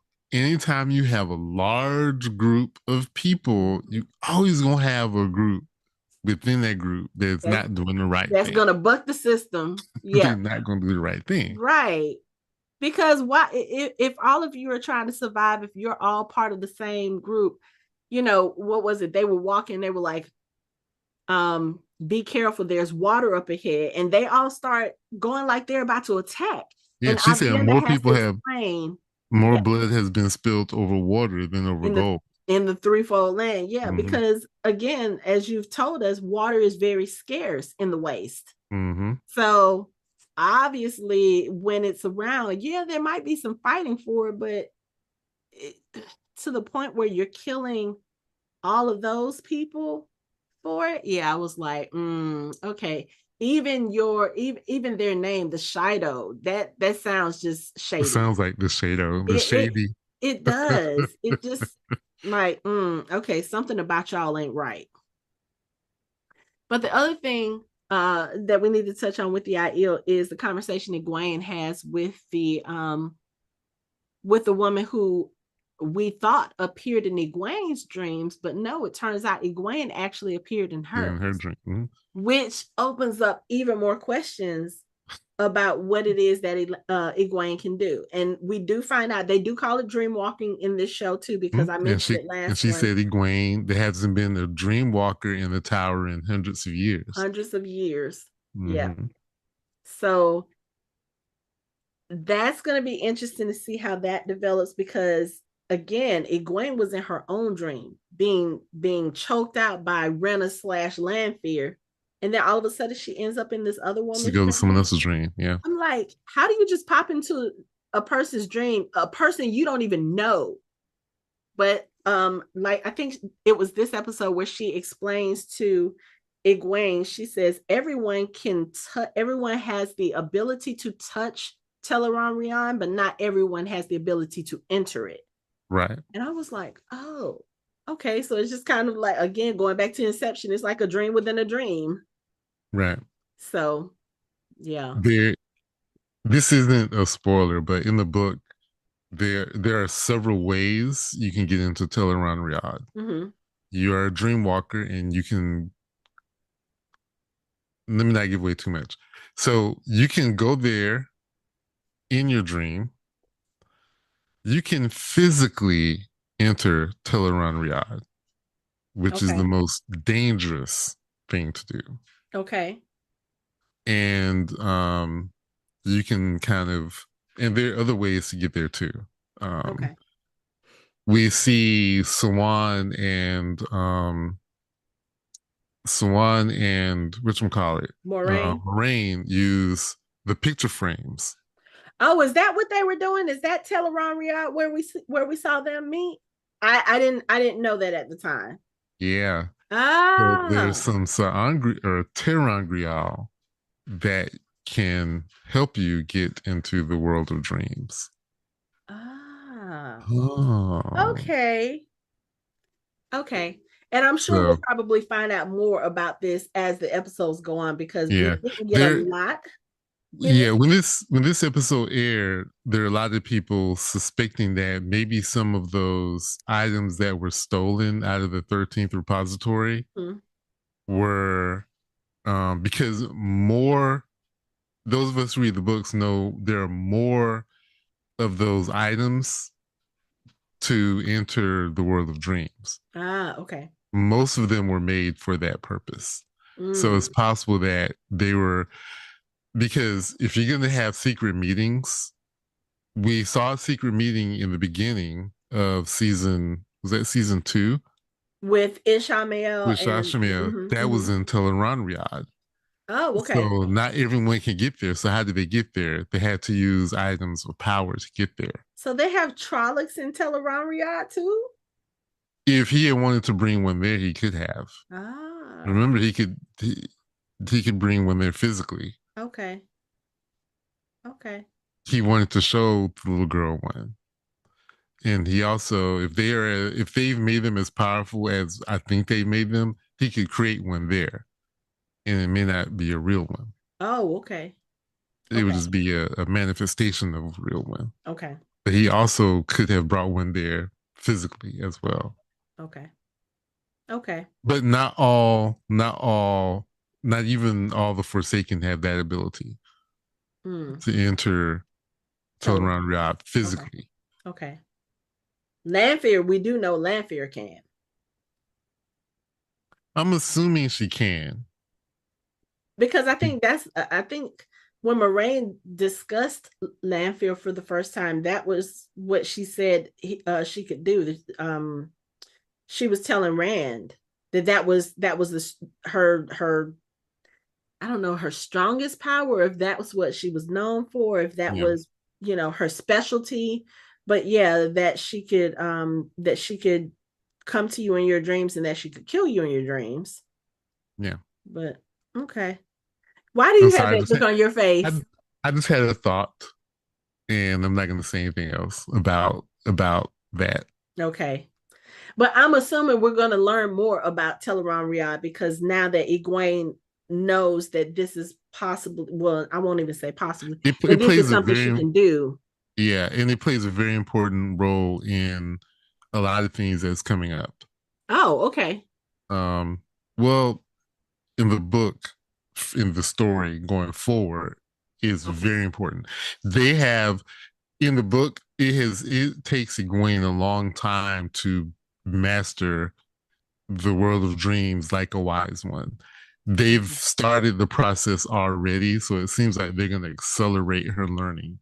Mm, But it takes her a while actually. okay. But it looks like they're going to try to speed that up because we don't have the time Okay. to Yeah. have them coach her into knowing how to do all this stuff. Yeah, because So the they're lady showing told us, her she was going to teach her because she saw the bruises and she was like, the woman who you see in your dream, she's causing these bruises. And Egwene was yeah, like, yeah, well, I was told that whatever hurts are inflicted on me in Teleron will show up in the real world. And the lady was like, okay, you know what? Later on tonight, I'm going to show you how to protect yourself. And I was like, oh, okay.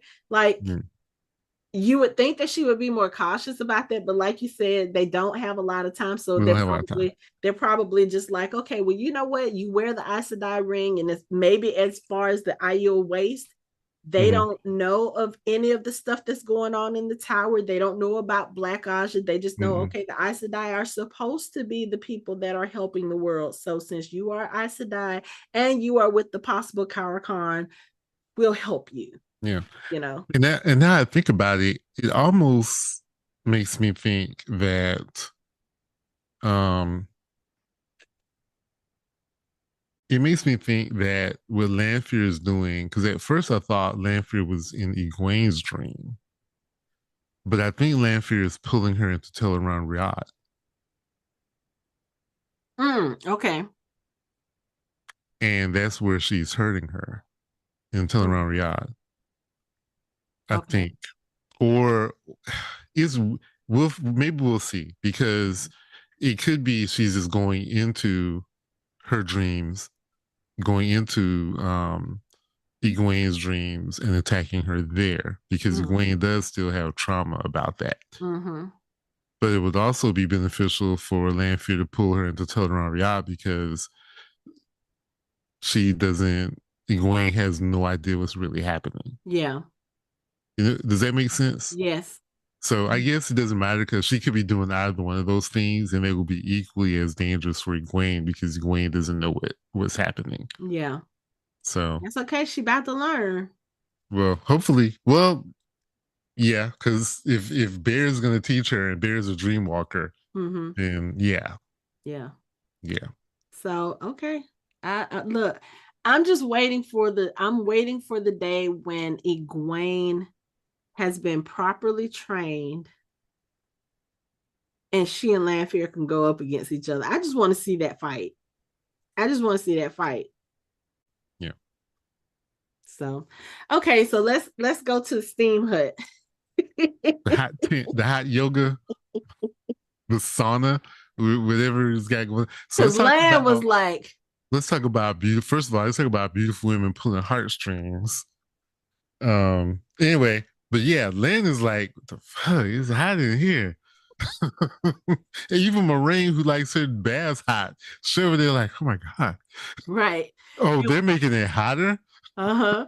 And the girl said, she was like, what, have you never been in the steam tent before? And Lan was like, no, we have Nope. not.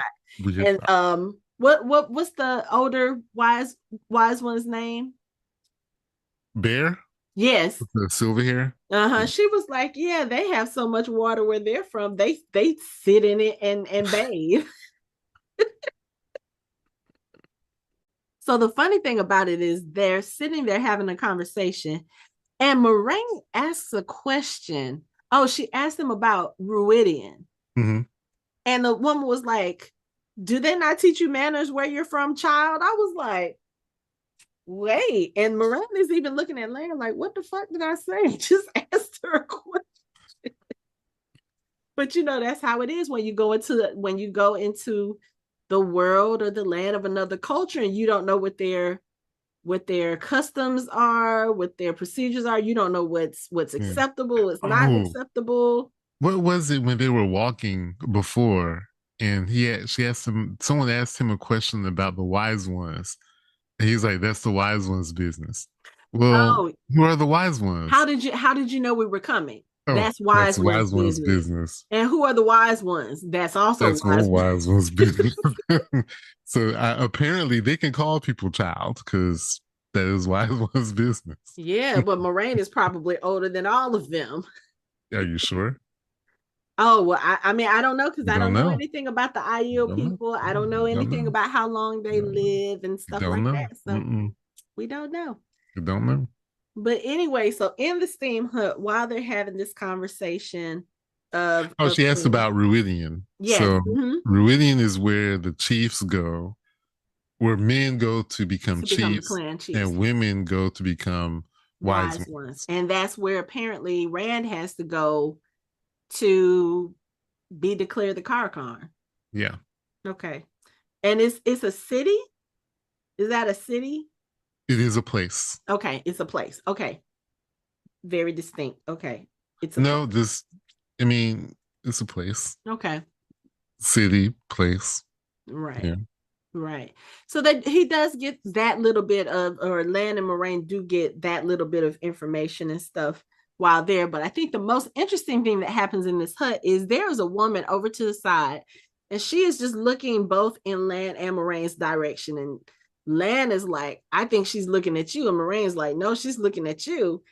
And Lan is trying to convince Moraine, like, hey, she's looking at you. Why don't you go hang out with her? Like, you deserve to be happy too. And Moraine says, do you think that being with her is what I need to be happy? He said, well, it's a start. And she was like, it's been so long since I've been with someone else. He was like, you don't learn how to do it. You Like, don't forget. You don't you forget don't, how to do it. right. You don't You don't forget. forget how it works. Right. So when the woman comes out and stands in front of them, she's looking at both of them. Moraine is giving her a serious eye. She's like, yeah, I might well, need. well, I, well, she got a nipple hanging out, so well, yeah, that too. But she was like, yeah, I might need to do this. And then she looks at Lan and she says something about, would you care to join me? And Lan is looking at her and he turns to look at Moraine like, nah, I don't think this is what I want to do. She turns around to walk out of the tent and she has a tattoo on her back that makes both Lan and Moraine gasp. right. This immediately makes Lan stand up and walk out the tent to follow her. And he asked her, who are you? And she was like, have you forgotten who you are, or something like that? He was like, or no. She tells him her name and what tribe she's from the Aiel. He was like, the Aiel don't have tattoos. She said, oh, so you do Mhm. recognize it. He said, what are you doing with the, what is it, with the The something, golden crane the of golden crane of Malkier. Malkier on your back? And then she proceeds to tell him that she was a child when the blight came. And she was like, look, I'm part of the IU. She was like, I ran for my life, and one of the wise ones found me and adopted me as her daughter. She was like, but I will break my spears today and follow you back to Malkier To in take order my to city take back. in Mm-hmm. order to take our city back. I was like, oh, so like she would have been a child because Lan was a baby when Malkier Mm-hmm. fell. So she was like, okay, so um yeah, I'll follow you if you want to go take it back. And he was like, Malkier is gone. And what is it that she says? She says, as long as one man wears The is it the Hadori Hattori and and one woman wears something the else. She was, Katsan? yeah, she was like, we can go back and claim it. Yeah, Malkier lives. Mm-hmm. As long And as then one man was a Hattori and one was she a called him Katsan. another term. She said because she was An asking Alan. him, yeah, what is that? An Alan. This is like king. Oh, okay. Because she asked him, she said, I see you carry your father's sword. She was like, do you still fight his fight? And he almost looked, I don't know, offended at that. And he was like, I have never forgotten. Mm-hmm. And she was like, okay, okay, I well, half expected him to say every day. God damn it. right. But he was like, I've never forgotten. Yeah. So I was Did you like, see? okay, so Lan has one of his people there with him. So I don't know if that means something, like, because one of the things that we didn't mention in the last episode, that I didn't think about until afterwards, um we were talking about the nice moments that Lan and Nynaeve were having. And one of the moments that they had was when they get ready to part ways because she's staying at the tower and he's going on this quest with Rand. He places his mother's ring in her hand. The And proposal. I don't know if I look at that as a proposal because, It is a proposal. okay, you say it's a proposal, but It's a you, proposal. I think he was kind of referencing her time in the Arches, and he told her, he said, there is no other woman I would have as my queen in this or any life, Anyway, you know. that Um, sounds like a proposal to me, Hanako. it doesn't to me, and I'm gonna tell you why. Because I think with the first season, when we saw them together, and even with this season, they have both acknowledged that as much as they care about each other, as much as they love each other, they cannot be together for various reasons. I mean, even Nynaeve says in the Arches, they were happy, but they also weren't, because they weren't what they weren't doing what they really wanted to do. You're Okay, you can interpret that one way, or you can interpret it as neither one of them have become who they are supposed to be. Yes. And when that happens, they will be together. And in that case, I expect a proper proposal. But I think that was, He is a king who is not a king, and yeah. she is in She the is the most most powerful powerful channeler Chandler. in 1,000 years. Out of drink. No. But yeah, so I kind of looked at it more as a symbolic gesture instead of a proposal. Now, once they get to be the So people that friendship they're ring. supposed to be, then not even I won't even say a I'm friend. just, I'm Okay, just a promise ring. Let's promise say it like ring. that. There you A go. A promise promise ring. ring. I Okay. looked at that as a We'll meet promise. you halfway. Promise Yeah. ring. Okay. Yeah. Promise ring. Okay. But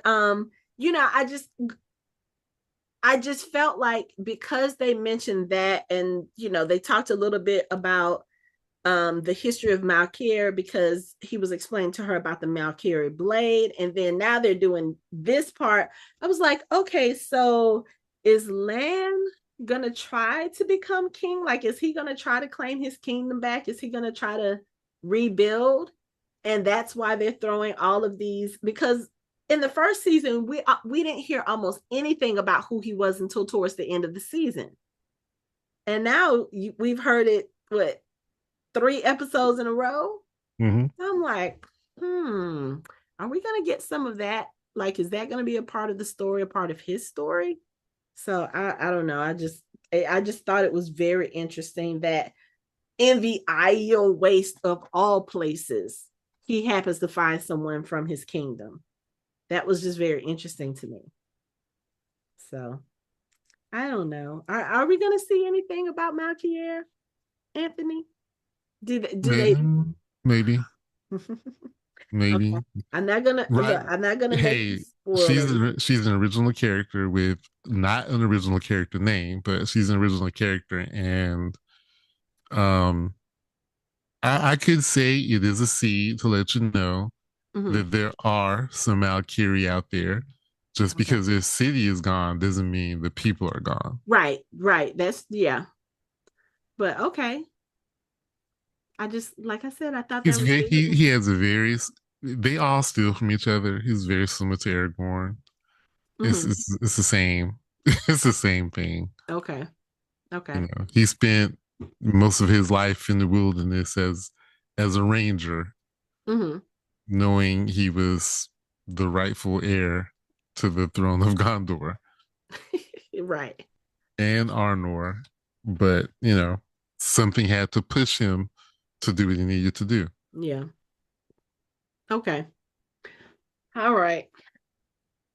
So I'll just keep that in my mind because I would like to see a little bit more of, like, I know the story is mainly focused on Moraine and on Rand, but I would like to see a little bit more of stories from the other characters' point of views, especially Mm-hmm. the interesting characters. Because yes, I know Lan is he's kind of quiet, he's kind of stoic, but to me, he's still one of the more interesting characters on the show. So I would Mm-hmm. like to see a little bit more from his perspective, his point of view, and kind of a story of his own, and not him being, just kind of like a spoke in the wheel of everyone else's.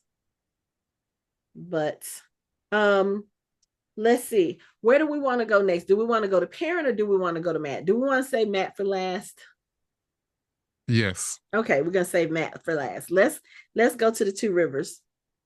Um, Perrin is not having a great time trying to turn himself in. Like they are Oh, making it very, very hard for him to do this. yeah. So I think we talked about this last episode. They made it different because in the book he comes back because he hears the Two Rivers is in trouble, and he Mm-hmm. gets there. He finds out that his family has been murdered. Mm-hmm. But here, Tam Althor, Rand's father, got Perrin's family out, Mm-hmm. so they're And not dead. Matt's father as well, And Matt's because father. that's part of the conflict with this episode, because the White Cloaks have taken Matt's mother and sisters because they found out, oh, her husband helped the Mhm. Iberas get out. Get out. So we're going to take them. And then, when this group of people come into Egwene's mother's tavern, hut, wherever it His is. tavern. Yeah, Yeah. when they come in and tell them, they're like, yeah, they took Natty and the girls because I can't remember Matt's father's name, because he helped the Ibaras leave. And Yeah. then Perrin comes down and they're like, "Who are you?" And one of the guys is like, "Hey, that's Perrin. That's the eyebrow boy. Like, that's the whole reason Hmm. Natty is gone." And Perrin tells them, he's like, "Look, if they came for me, then I'll go turn myself in so they'll let Natty and the girls go." Like, this was Perrin's plan all along. He had said this in the last episode. Like, if that's why they're here, then we'll go ahead and just, turn myself in and we'll, fix it. But when they have a meeting of the people at the when they have a meeting of the townspeople later on that day, they're like, "Okay, but here's the thing: if you turn yourself in, yeah, they'll let Natty and the girls go, but then that means the white cloaks won't have any reason to be here anymore. And if the white Right. cloaks And leave, we don't have protection against the Trollocs anymore." And right. then what is it Right. that Egwene's mom says? She says, "So if that happens, then we won't even have our pride left when the Trollocs come," because she's in her mind, like she said, she was like, "Perrin, we've all watched you grow up. You are part of this town. We protect our own." Hmm. And yes, there are a couple of people who are like, "Yeah, well, just let him turn himself in and then we'll be safe." I don't know who that one woman was that was going off on that dude. She was like, "Look, Oh, Conjure, yeah. Oh, Lady Conjure, yeah. we're not about to turn him in. And if you want to talk about who's what, I'm gonna tell you what you are." And he's just looking at her like, "I'm just Hey, trying to let's keep us safe." real quick, a real note on the group that showed up. The new people, Luke Mhm. and Fayo, they are hunters for the horn. Yes. So they came to the Two Rivers looking for the horn of Valia. Mm. They're on the wrong side of the world. They don't know it yet. They don't, unless And they've heard the gleaming singing of Matt Cawthon from the Two Rivers as the horn apparent blower. apparently it hasn't gotten everywhere yet. Apparently that story has not gotten everywhere. Because if they heard it in the Two Rivers, they would not believe it. Right. Um so yeah, put a pin in Fail and put a pin in Luke because they're very important. Okay. Yeah. That Fael, she is that her name? Fael? Mm-hmm. Fail. Fael. Yeah, That well, that's her real name Fael, because the name that she gave him was the what same was as it? Lance Horse. Lance. She was like, "I dare you say something bad about it." Oh no, no, no, no. That's what he named his horse. Yeah, It's a that's good what my name. friend named his horse. Yeah, that's what he called his horse. But she seems to have kind of a curious interest in Perrin. Mm-hmm. I Perrin know. Ibarra. Perrin I, Ibarra. I know, and I Perrin love the way Ibarra. she talks. I love the way she says his name. I'm like, okay, yeah, I can like. I don't know if this is where this is going, but I ship them. I don't know, something about Yeah. them two together. I can So see. far, the two perfect castings on this show are Liandrin and Fayo. Really? Okay. Perfect castings. Okay. Okay. Yeah. But yeah, so they come in and Perrin, they basically tell Perrin, "Okay, yeah, no, you're not giving yourself up because one, we take care of our own, and two, if you give yourself up, the white cloaks will leave and then the Trollocs will still come." So Mm-hmm. they decide at that moment Perrin's not going to give himself up. But then Perrin happens to see a lot of them are getting ready to leave, and he was like, "Where are you guys going?" And they're like, "Yeah, I'm about to We're go going back to my home. farm." Like, yeah, there's no reason for us to stay here anymore. And he was like, "What happens if the Troglocs come?" That dude was like, "I had an oak fall on my property. I'm gonna go home and turn it into a bar for the door." And Parent is like, "That shit ain't gonna work. Were y'all not here at bell time? Did y'all not That's what I see the said. destruction?" They got some short ass memories. Don't you remember?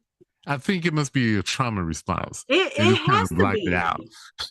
Because They Perrin blacked was it out. like, "Okay, yeah, if it's one or two Trollocs here or there, yeah, we can do that. But if 100 come," he was like, 10 people over here, 20 people over here, 20 people be over there. He was like, "No, you guys are just gonna be Trolloc food, basically.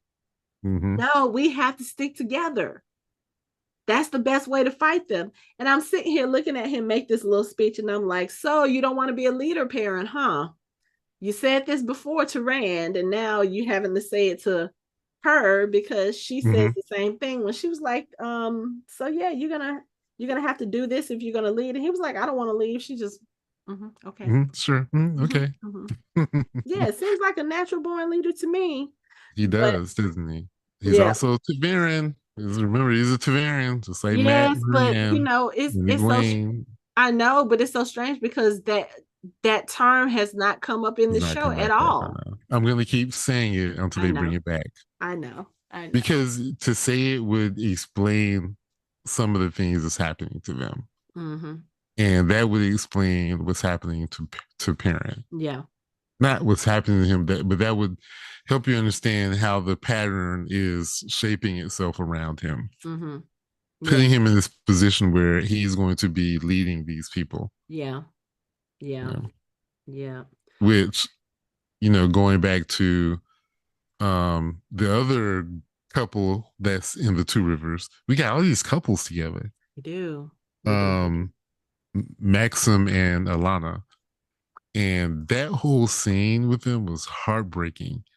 It was. I mean, And oh, even the going one back with to when her she was and talking to Perrin, her and yeah, Perrin, I was gonna say the and one with him with her and Perrin in the apple blossom. mm-hmm. I guess I don't know. I don't want to call it an orchard, but just like she was like, okay, They said so it was a graveyard. yeah, it's a burial site because she was like, I never would have taken you as a gardener. He's like, this is, it's not that. This is a burial site. This is where all of my family are buried. And he explains that when his family is buried, they're each buried with an apple blossom seed in their hand. And that's why you have these beautiful white apple trees just kind of in the middle of all this green. I thought it was so beautiful. And, she sits down and she was like, so whose tree is that? Because he's putting his broken ring in the tree. Because I don't think we mentioned that when he got attacked Yeah, his ring by was the broken. Forsaken, his ring was broken because the axe hit him in the hand. So he was telling her that was his wife's, and he was like, I missed her burial. And he said, it pains and also comforts me to see how her tree has blossomed in my absence.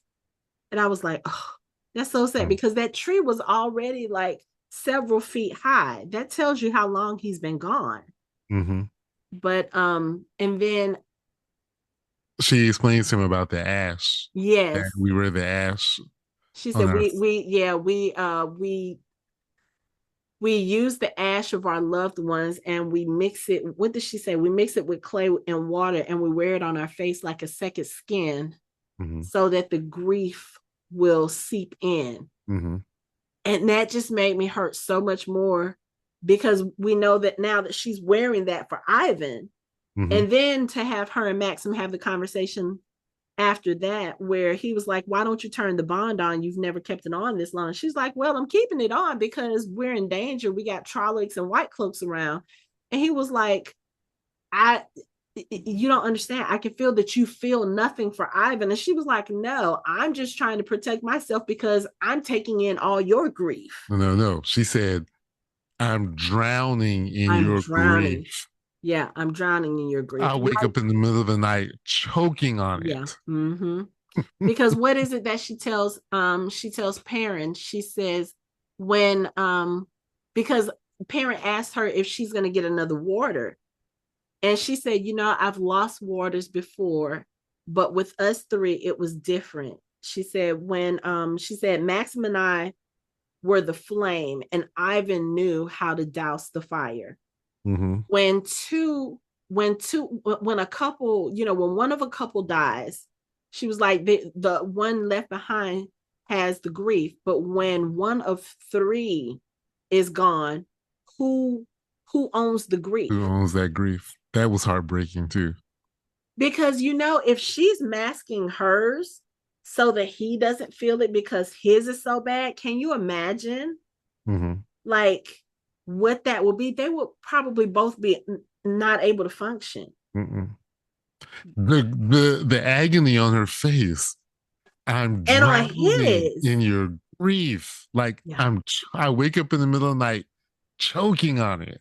yeah, Yeah, it's and his painful. too, because Yeah, even later on when Bane and Chiad, they're trying to, they're trying to get Loyal to play the the IEL kiss game, yeah. The and he maiden's won't do kiss. it. And Yeah. then they get ready to walk over to Maksim, and he's like, absolutely not. And they think he's just being, I don't know, aloof or whatever. And they're like, quit trying to clean that dirty sword and come play with us. And he was like, this is not a dirty sword. This is the blood of the only man I've ever loved. And they were just kind of like, Oh, oh shit, we stuck our foot in our mouths. Let us leave him alone. but I like that moment before that when they're like, "Oh, we'll go easy on you. It's your first time." He He's was like, like, what makes you think this is "What my makes you first? think it's my first time?" And then Yeah, they got interested. They're like, "Oh, really?" right, right. And Because then you have everybody else the is kind of like, no, I don't want to play with y'all, except for Matt. But Matt was just horny. So, you yeah, know, Matt was trying to get it from wherever he could get it from. yeah. But But being in Seattle are amazing. I love them. They're great. They're I great in love the them. books too. Yeah. They're great in the books too. Oh, okay. Yeah, Yeah. but yeah, Alanna and Maksim, and that's the other thing because when they were having their conversation, Maksim and Alanna, he was basically like, if you felt the grief that I feel, or if you feel whatever about Ivan and his death, then you would want to do what I want to do, which is go after Liandrin and make her pay for what she did to him. But instead, we're in the Two Rivers. Why are we here? And that's the same question we asked in the last episode. We were like, why in the fuck are they in the Two Rivers? And of course, we don't get the answer to that question. So we'll probably get it in the next episode or the Mm-hmm. episode after that. But it's a good question. Like, why are y'all way in the Two Rivers? Yeah. But this also goes back to, I hate not being a dead horse, but the difference in why he became a warder and why Ivan became a warder. Mm-hmm. The ability for a person to see the bigger picture, Mm-hmm. like there are more important things than hunting down Leandrin Mm-hmm. for revenge. Well, of Yeah. course, Maxim doesn't feel that way Mm-hmm. because he's not seeing a bigger picture. He's Right. only seeing that she hurt me and we need to make her pay. Mm-hmm. Mm-hmm. And Alanna, as an Aes Sedai, knows we have bigger fish to fry. Mm-hmm. You know, And especially since we know she's already kind of pledged herself to Moraine's purpose her cause. Mm-hmm. in regards to Rand. So Alanna, whatever she's doing in the Two Rivers, it could have something to do with Rand. He could be there to protect Rand's interests, Mm-hmm. to make sure he doesn't have to come back. Mm-hmm. Because we do know that there are Trollocs always attacking the Two The Two Rivers. Rivers, So yeah. she could be there for that, to Yeah. help these people, to do something that Rand can't do. Yeah. Because as far as she knew, Rand, Matt, and Perrin were not coming back. So someone had to be there to help them. Yeah. Yeah. That's the bigger That's true. picture. Mm-hmm. That that's the bigger picture, and Maxim doesn't see that. Because he's There's this too much grief. in his grief. Yeah. Yeah. And maybe that's another reason why Alanna is kind of masking hers, because if she let that grief overtake her, she's not going to be able to focus on the bigger picture because she's Right. going to be too distraught. She's going to be too whatever. So yeah, very, very big difference. But yeah. Um, let's see. Let's see. I guess we can go to Matt. Now we Oh, can. before we do that, I do want to say we do get a brief glimpse of Natty Cawthon and the girls, and I do just kind of love the way that Natty is telling the White Cloak. She was like, "I will die before I let you touch them," and I Mm-hmm. was like, "I hope that's not gonna come to pass because here go Child Balder right there." Talking about you and your cages, such a waste of metal, if you ask me. Now, if you want to find out where they went, like I can get it out of them. I can get it Mm-hmm. for you. And Dane is like, we're We're not not putting about them to the yeah, question. we're No. not about to resort to your methods. He was like, I'm not trying to hurt anybody. All I need is for the word to get out to Perrin that we have them and we're looking for him. He will come to get them. At least he does, he has taken the measure of Perrin as a man. He knows Perrin is going to come try to rescue Mm-hmm. them. And Perrin says as much, to Fael. He was like, yeah, no, he says it to Loyal. He was like, yeah, I'm gonna go get him. Yeah. I'm starting to think that Child Valda, this version of Child Valda, just doesn't have a problem with Aes Sedai. I feel like he got a problem with women. Yeah, I think we said that before too. Yeah. Yeah, Yeah. yeah, it's kind of because he's like, He's just looking for an excuse to Hmm. torture women, Yeah. and that's just And and he's and gonna there's no he's gonna age get limit what either. no he's gonna get what's coming to him. I'm ready for it. And at this point, I don't care who does it. At first, I was like, it needs to be either Perrin or Egwene. Right now, it can be It doesn't Danes. matter. I It don't could be care. it could be anybody. It can be anybody. Let Alanna do it. Let Maksim do it. I don't care. Let Mm-hmm. Egwene's mama do it. She might just be like, look, I'm just sick of you. I don't care. I want him dead. I want him dead. He's just like, I'm trying to think, is there, it's one of those things where every time he comes on the screen and he opens his mouth, it's like fingernails on a chalkboard. It's that kind of irritating, like, It's oh that my God, irritating. can you Yeah. stop making my skin crawl? Yeah. It's such an irritating character. Yeah. Yeah. Ugh, can't stand that motherfucker. So Anyway, so now we can go to Matt. now let's go to Matt because Matt is struggling with these memories in his head. And I said, I don't know how to fix them. Oh, that was something else I forgot to mention Oh, in in the the last last episode. episode. Yes, Rima Sedai is back in the tower. So I'm Yeah. glad that they were able to get her out of the clutches of the Shan Chan. Yeah. And they And didn't have she, her long enough to do too much damage to her yes, mental state. yes, good. Well, she's probably a lot tougher Yeah, than than either Elayne or that other blue, Egwene or the other blue. So she's probably mentally tougher. yeah. Because Yeah. we haven't seen that blue sitter back yet. Nah, And I she know she was probably in the hospital. She was no, broken. I think she might have been one of the fatalities on the tower because she You was on think the so? tower with Egwene. I Okay. do remember seeing her. But yeah, so the Aes Sedai have been trying to figure out how to help Matt with the memories that's in his head and try to figure out what's going on with him and why he's, all of a sudden able to speak in the old tongue and they can't figure it out. So Matt's struggling right now. And while he's in the midst of struggling, here comes Min again trying to, come to him and apologize. And I don't know how I feel about Min's character yet because it's kind of like, we talked about her early in the episode, how she is playing the spy for Perrin and Alanna with Elaida Sedai. They kind of planted her as a servant in the tower to kind of, check on Elaida, see what she's doing, report her comings and goings and all of that other stuff. And then on the other hand, you see her once she sees Matt, she's like trying to apologize to Matt and, just trying to, I guess, still kind of incorporate herself into his life, which to me, first of all, seems very inconsiderate because you literally tried to sell this guy out to the Forsaken. And granted, yes, She had her reasons. and I get that, but it just like if I'm Matt, I don't give a fuck what your reasons are. You tried to sell me out to some people who very possibly could have had me killed.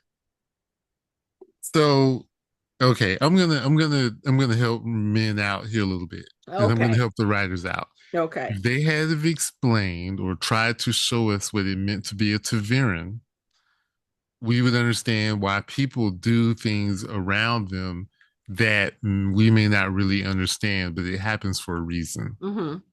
So everything men did put him in the position that he needed to be in to do what he needed to do, Mm-hmm. to be around the horn and to blow the horn. Mm-hmm. That's what it means to be a Taviran. And I get that part. So yeah, we can bash men all we want, but she ultimately didn't really have a choice. The Yeah. pattern was making her do these things because of the gravity that is surrounding this Taviran Matt. And I guess that's part of the story that And that's sort of they threw it out there in the beginning. Those writers did, and the writers ever since haven't really revisited that aspect Yeah, yeah, of them being Taviran. yeah. And I And guess that kind of like I was about to say, that kind of that part of the story kind of bothers me because in a sense it's almost like we're expected to not hold anyone accountable because the pattern is what's controlling their actions. There is no free will, so to speak. yes, that is what Robert Jordan was exploring as an author. Destiny and free will Mm, is what he was exploring in those books. yeah. And the will basically tells you that you don't have free will. Yeah, and I don't You like and you I do don't like have that. destiny. Yeah, and I guess But ultimately I can tell you that the Tarmogoyf, the last battle, mhm. is ultimately about free will. Okay. At the end of the day, it So is at the about free end will. of the 15th book, Patterns and destinies and all that stuff doesn't matter. okay, yeah. But right now, to get us to that point, to get us to that decision point, Mhm. all these characters have roles to fill. They have destinies. That is, and to explain even more the way that men's visions work Mhm. is that she's actually getting glimpses of the wheel. Mhm. That's why her things always come true. She's seeing things that are literally happening. Well, Or I don't like the fact that she has seen Matt hanging twice. yes, I don't like that. yes. But I think it's doing it also to motivate her because in the end she does follow them when they Mhm. decide to go to Tanchico. Yeah. Um, because her meeting Elaida wasn't a fluke. That was part of the pattern. Because what did Elaida tell her? Sometimes we can influence Mhm. these things. Yeah. So she wants to save Matt. Mhm. That's the least that she could do for all the Yeah. trouble that she's done for him Yeah. is to keep him. If she's around him, she can prevent it from happening. Yeah. However, what she fails to realize is her visions always come true. Mhm. Always. Yeah. She's not going to be able to stop it. It's going to But happen, as we whether she wants it or learned not. with Matt and Rand, they come true, but not necessarily in the way Not that she necessarily. sees them. Yeah, she saw him stabbing Rand and assumed he killed him, but Mm-hmm. no, he did stab him. Mm-hmm. That happened. But it came from throwing a spear, not like direct. But I will Mm, also say this: who's not to say that that won't happen in the future? it might happen again. Yeah. So, Yeah. but yeah, but one of the things that men does do is later on after Matt has kind of gone off on her, he goes to find her to apologize to her, and he was like, look, I understand what you did, I understand what you gave up, because she tells him, look, Ishamael was going to take away my visions, but I gave that up for you. And so he tells her, yeah, I understand, I appreciate it. He was like, I have some things going on with myself that nobody can fix. And that's kind of causing, whatever behavior, whatever. And then while he's telling her this, she sees another vision of him hanging. And she starts having this look, and Matt was like, I've seen this look on your face before. I know what this means. I don't want to know. I've already told you, I don't want to know what the future holds for me. And as he's having this conversation with her, Lord Galad, Elayne's brother, comes in the hall, and he's, hey, she said to leave her alone because Matt is grabbing her at this time. He was like, I don't want to know what the vision is. And she was like, hey, it's okay, just let me go. So he misreads the situation. He's like, hey, she says she doesn't want to be bothered. And Matt is like, dude, you're not even part of this conversation. Just get away from us. And Min is like, look, I don't need your help here.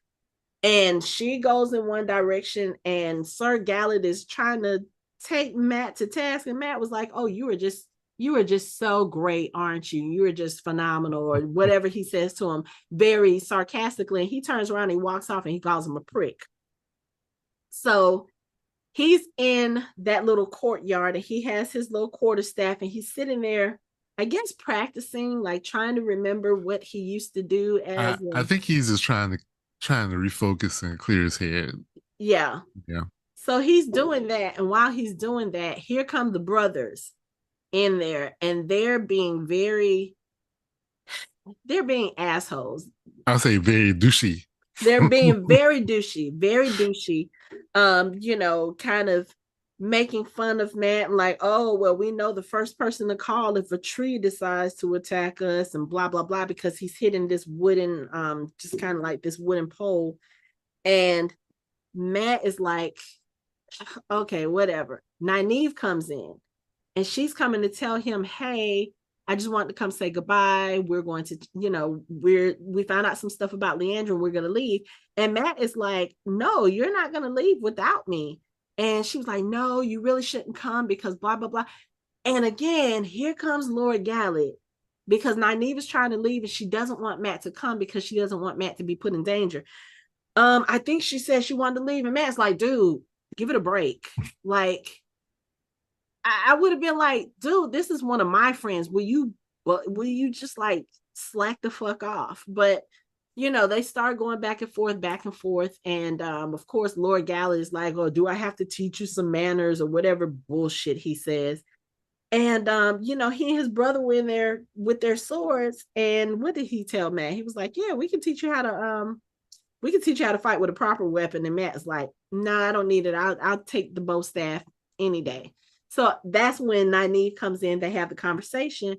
And then they start kind of going off on Matt, like, well, she said she didn't want to be bothered. Do we have to, like, do we have to teach you a lesson?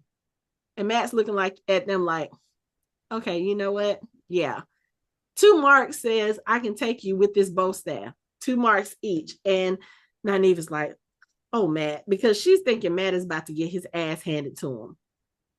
And at first I was thinking so too, because Matt is he's not in a good headspace right now. And these two Mm-hmm. brothers, as arrogant as they are, we have seen them demonstrate their fighting skills. They're pretty good. But then Matt looks at them and he says something in the old tongue. And I don't know what it was he said, but as soon as he said it, I It's was like, it's oh, it's time to toss the dice. oh, that's what he says. It's the Okay. same thing he said when he blew the horn. Oh, yes. Okay. Okay. So he says that, and Nynaeve was looking at him like, what? And as soon as I was just like, okay, y'all about to get y'all's ass handed to him because he just spoke the old tongue. That means there's a little bit of that hero of the horn somewhere in there. And they proceed to To get their spar asses kicked, right? and they get their asses kicked. Quite spectacularly at that, because the funny thing is they keep going back to Nynaeve's face, and Nynaeve doesn't, it looks like she doesn't know if she wants to say something in disbelief or if she wants to laugh. She is holding her face so well because it's almost like she was worried about Matt, but then once she sees what's going on, she's amused because the brothers are getting what kind of what they deserve. But Matt proceeds to whip their ass, and then he throws the bow staff away and he walks off. And I was just like, okay, I love it when Matt has his moments because they are too far and in between. But this was glorious because both of the brothers are looking at him like, how the hell did he just beat us with a stick? Right. And he walks off 2 marks Each. each. And they're just looking at him like he knocked one of the brothers out. He knocked Galvin Wayne, out. yeah, Gawain, he knocked him out. Knocked him out. Yeah. But then after that, we see them heading towards the docks, Elayne, Nynaeve, and Matt, because Matt has basically told them, yeah, you're not going without me. Where are we going? And then they kind of tell him, okay, so we're going to Tanchico. This is where we think Liandrin is. And, let's go off on an adventure.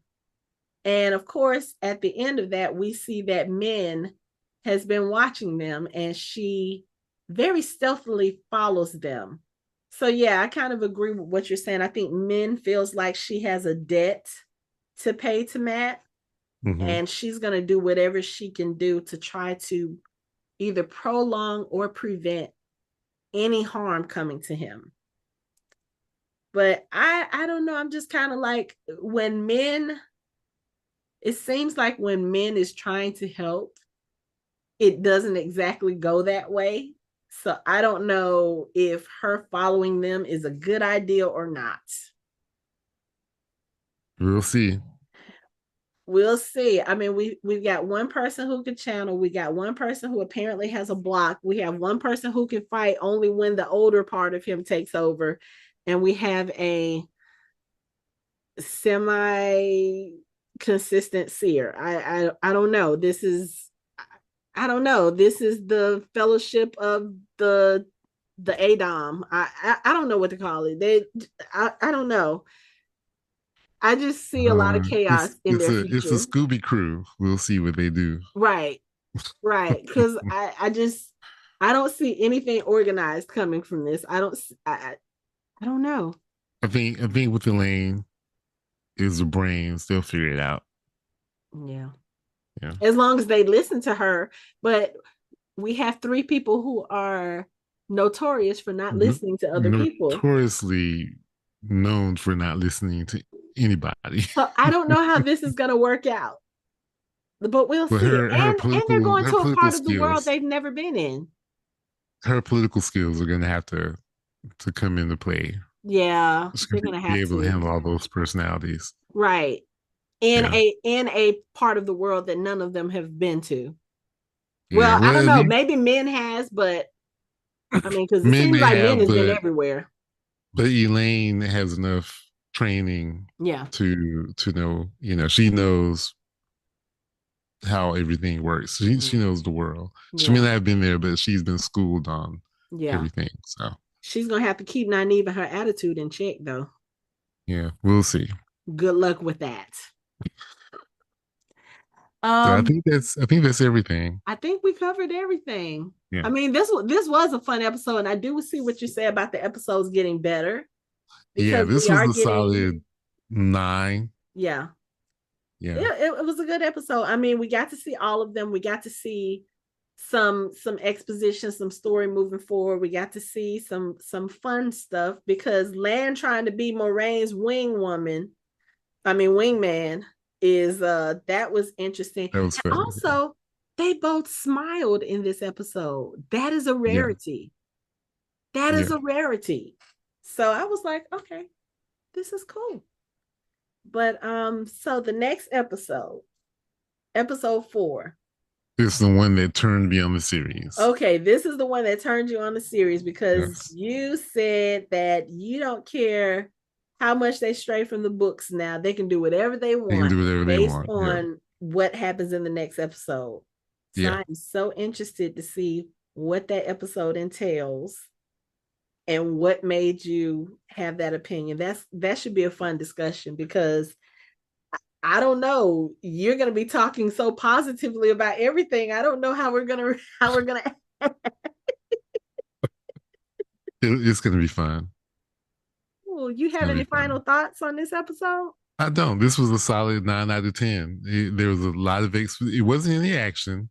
No. Well, it was some action at Yeah. the end, but there was a lot of good. Well, I guess it was a lot of action. There was the red wedding in the beginning, That's not action. That was a slaughter. That and you then the can't action call at it the action end. if the other side couldn't defend themselves. Yeah, we had a lot of tops spinning.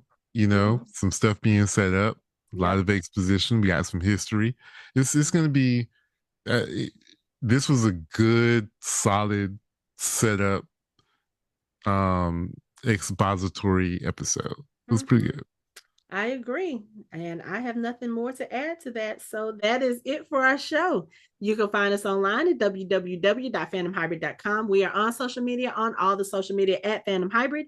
You can chat with us on our Discord channel. You can watch our videos on our YouTube channel, and you can listen to us on all major podcast streaming platforms. Thanks for listening. We hope you join the conversation next time.